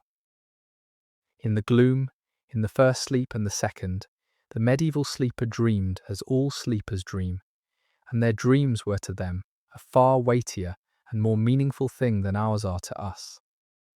For they lived in a world where the boundary between the seen and the unseen was thin, and a dream was not dismissed as the idle churning of a tired mind, but pondered as a possible message, a window onto truths that the waking day kept hidden. To understand their nights fully, we must understand that when they closed their eyes and slipped into sleep, they entered, as they believed, a place where meaning waited, where the future might be glimpsed, where the dead might speak, where God or the devil might whisper to the soul. For dreams, in the medieval understanding, came from many sources, and the great difficulty was to tell which was which. Some dreams were held to be sent by God, true visions, warnings or comforts or revelations granted to the sleeping soul, and the scriptures were full of such God-sent dreams, so that no one doubted that heaven might speak in sleep. Other dreams were sent by the devil and his demons, false and tempting and troubling, meant to lead the soul astray or to terrify it, and the bad dream, the nightmare, was often understood as a real assault by an evil spirit upon the sleeper, a thing to be guarded against with prayer and the sign of the cross. And some dreams were held to be merely natural, the product of the body and its humours, of what one had eaten, of one's bodily state, signifying nothing beyond the workings of the flesh. The wise sifted their dreams, trying to discern the source, taking heed of those that seemed to come from God, resisting those that seemed to come from the enemy, setting aside those that were merely of the body. There was one kind of bad dream that they understood in a way all its own, and that was the nightmare, which to them was no mere frightening dream, but the work of a particular night spirit, the mare. An evil thing that came in the black and sat upon the chest of the sleeper, pressing down with a crushing weight, stealing the breath, holding the body fast so that it could not move nor cry out. This was the old meaning hidden in the word, the mare that rode the sleeper in nightfall, and the experience it named was a real and a terrifying one. The waking in the gloom, unable to stir or speak, a heaviness upon the breast. A sense of some presence in the room, which we now name a trick of the half-waking body, but which they knew as the visitation of a demon.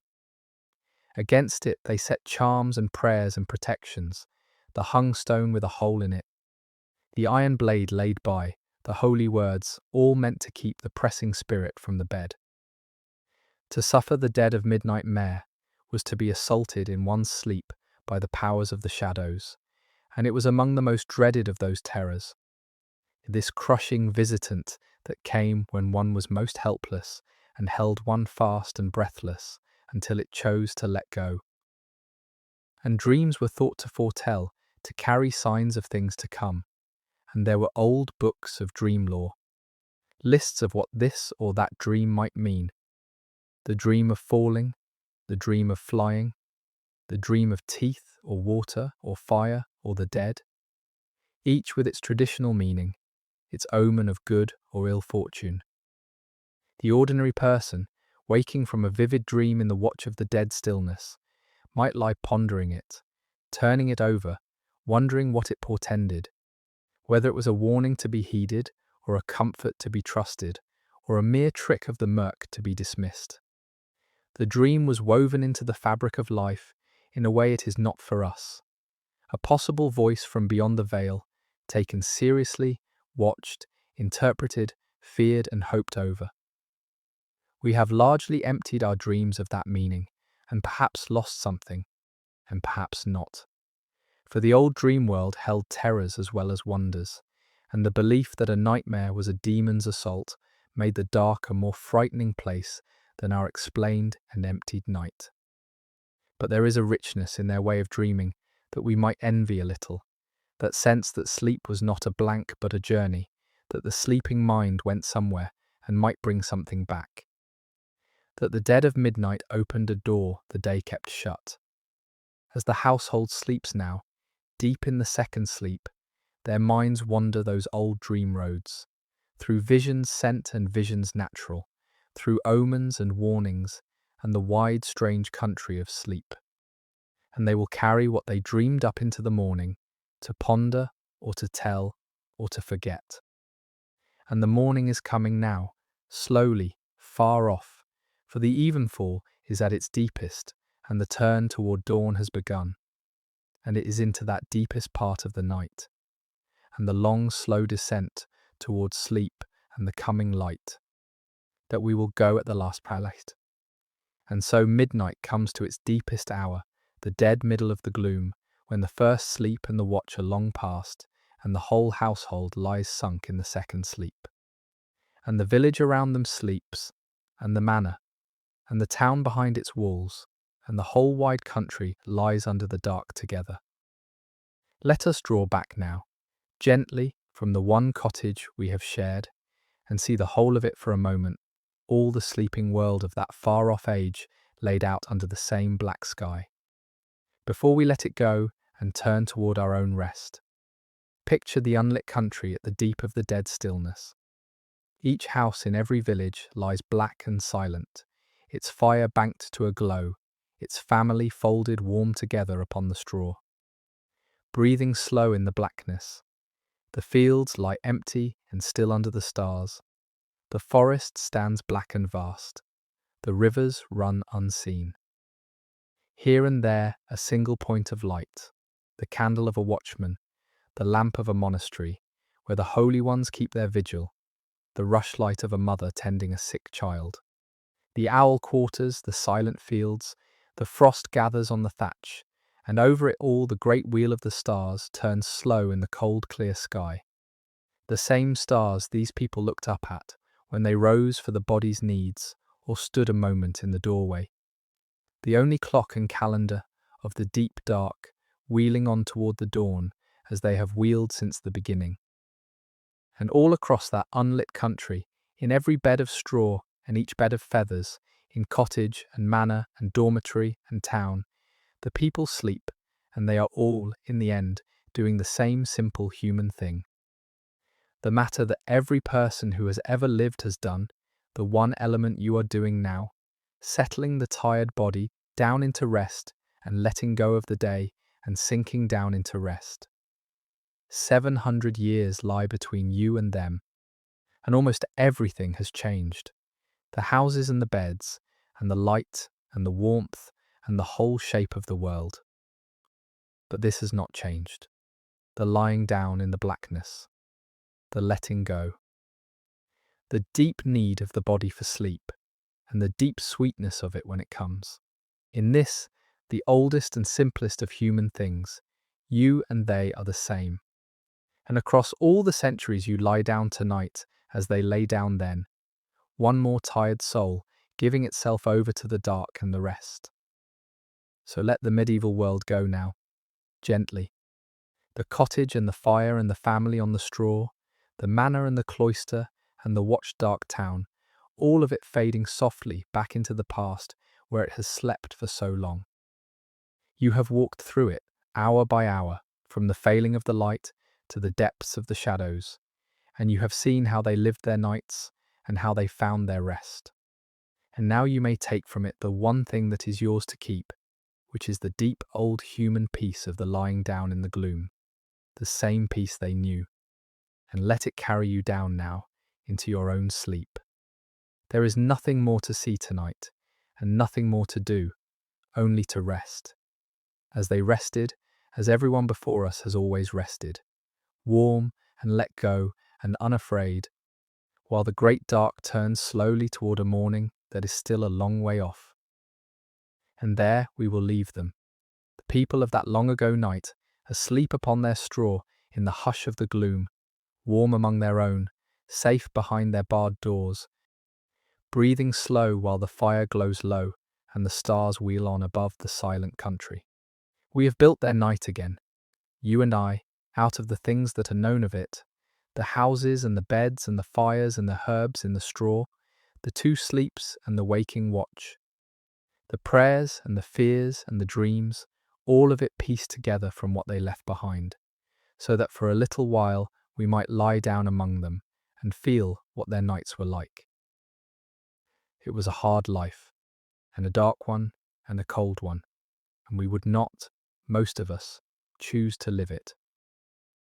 But it had its warmth and its closeness and its deep, hard-earned rest, and those are worth the remembering, and worth the carrying with us into our own softer and easier nights.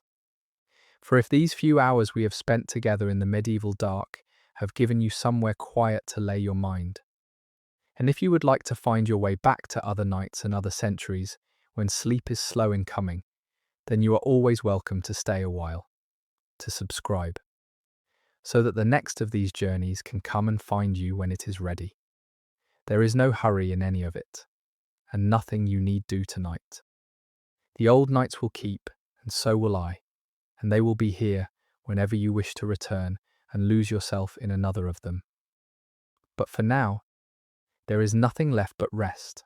Let it all sink softly away now into the blackness where it belongs, the whole evening we have shared. Let go of the day behind you and the day ahead. You have travelled far into a vanished age tonight, and seen how those who lived in it gave themselves over to their rest, and now it is your turn to do the same, to lie down in your own warm dark as they lay down in theirs, and to let the quiet hours take you. Across all the centuries and all the changes and all the long dark that lies between you and them, tired souls have always laid themselves down at the last and found their rest. And so will you, now, tonight, as they did then.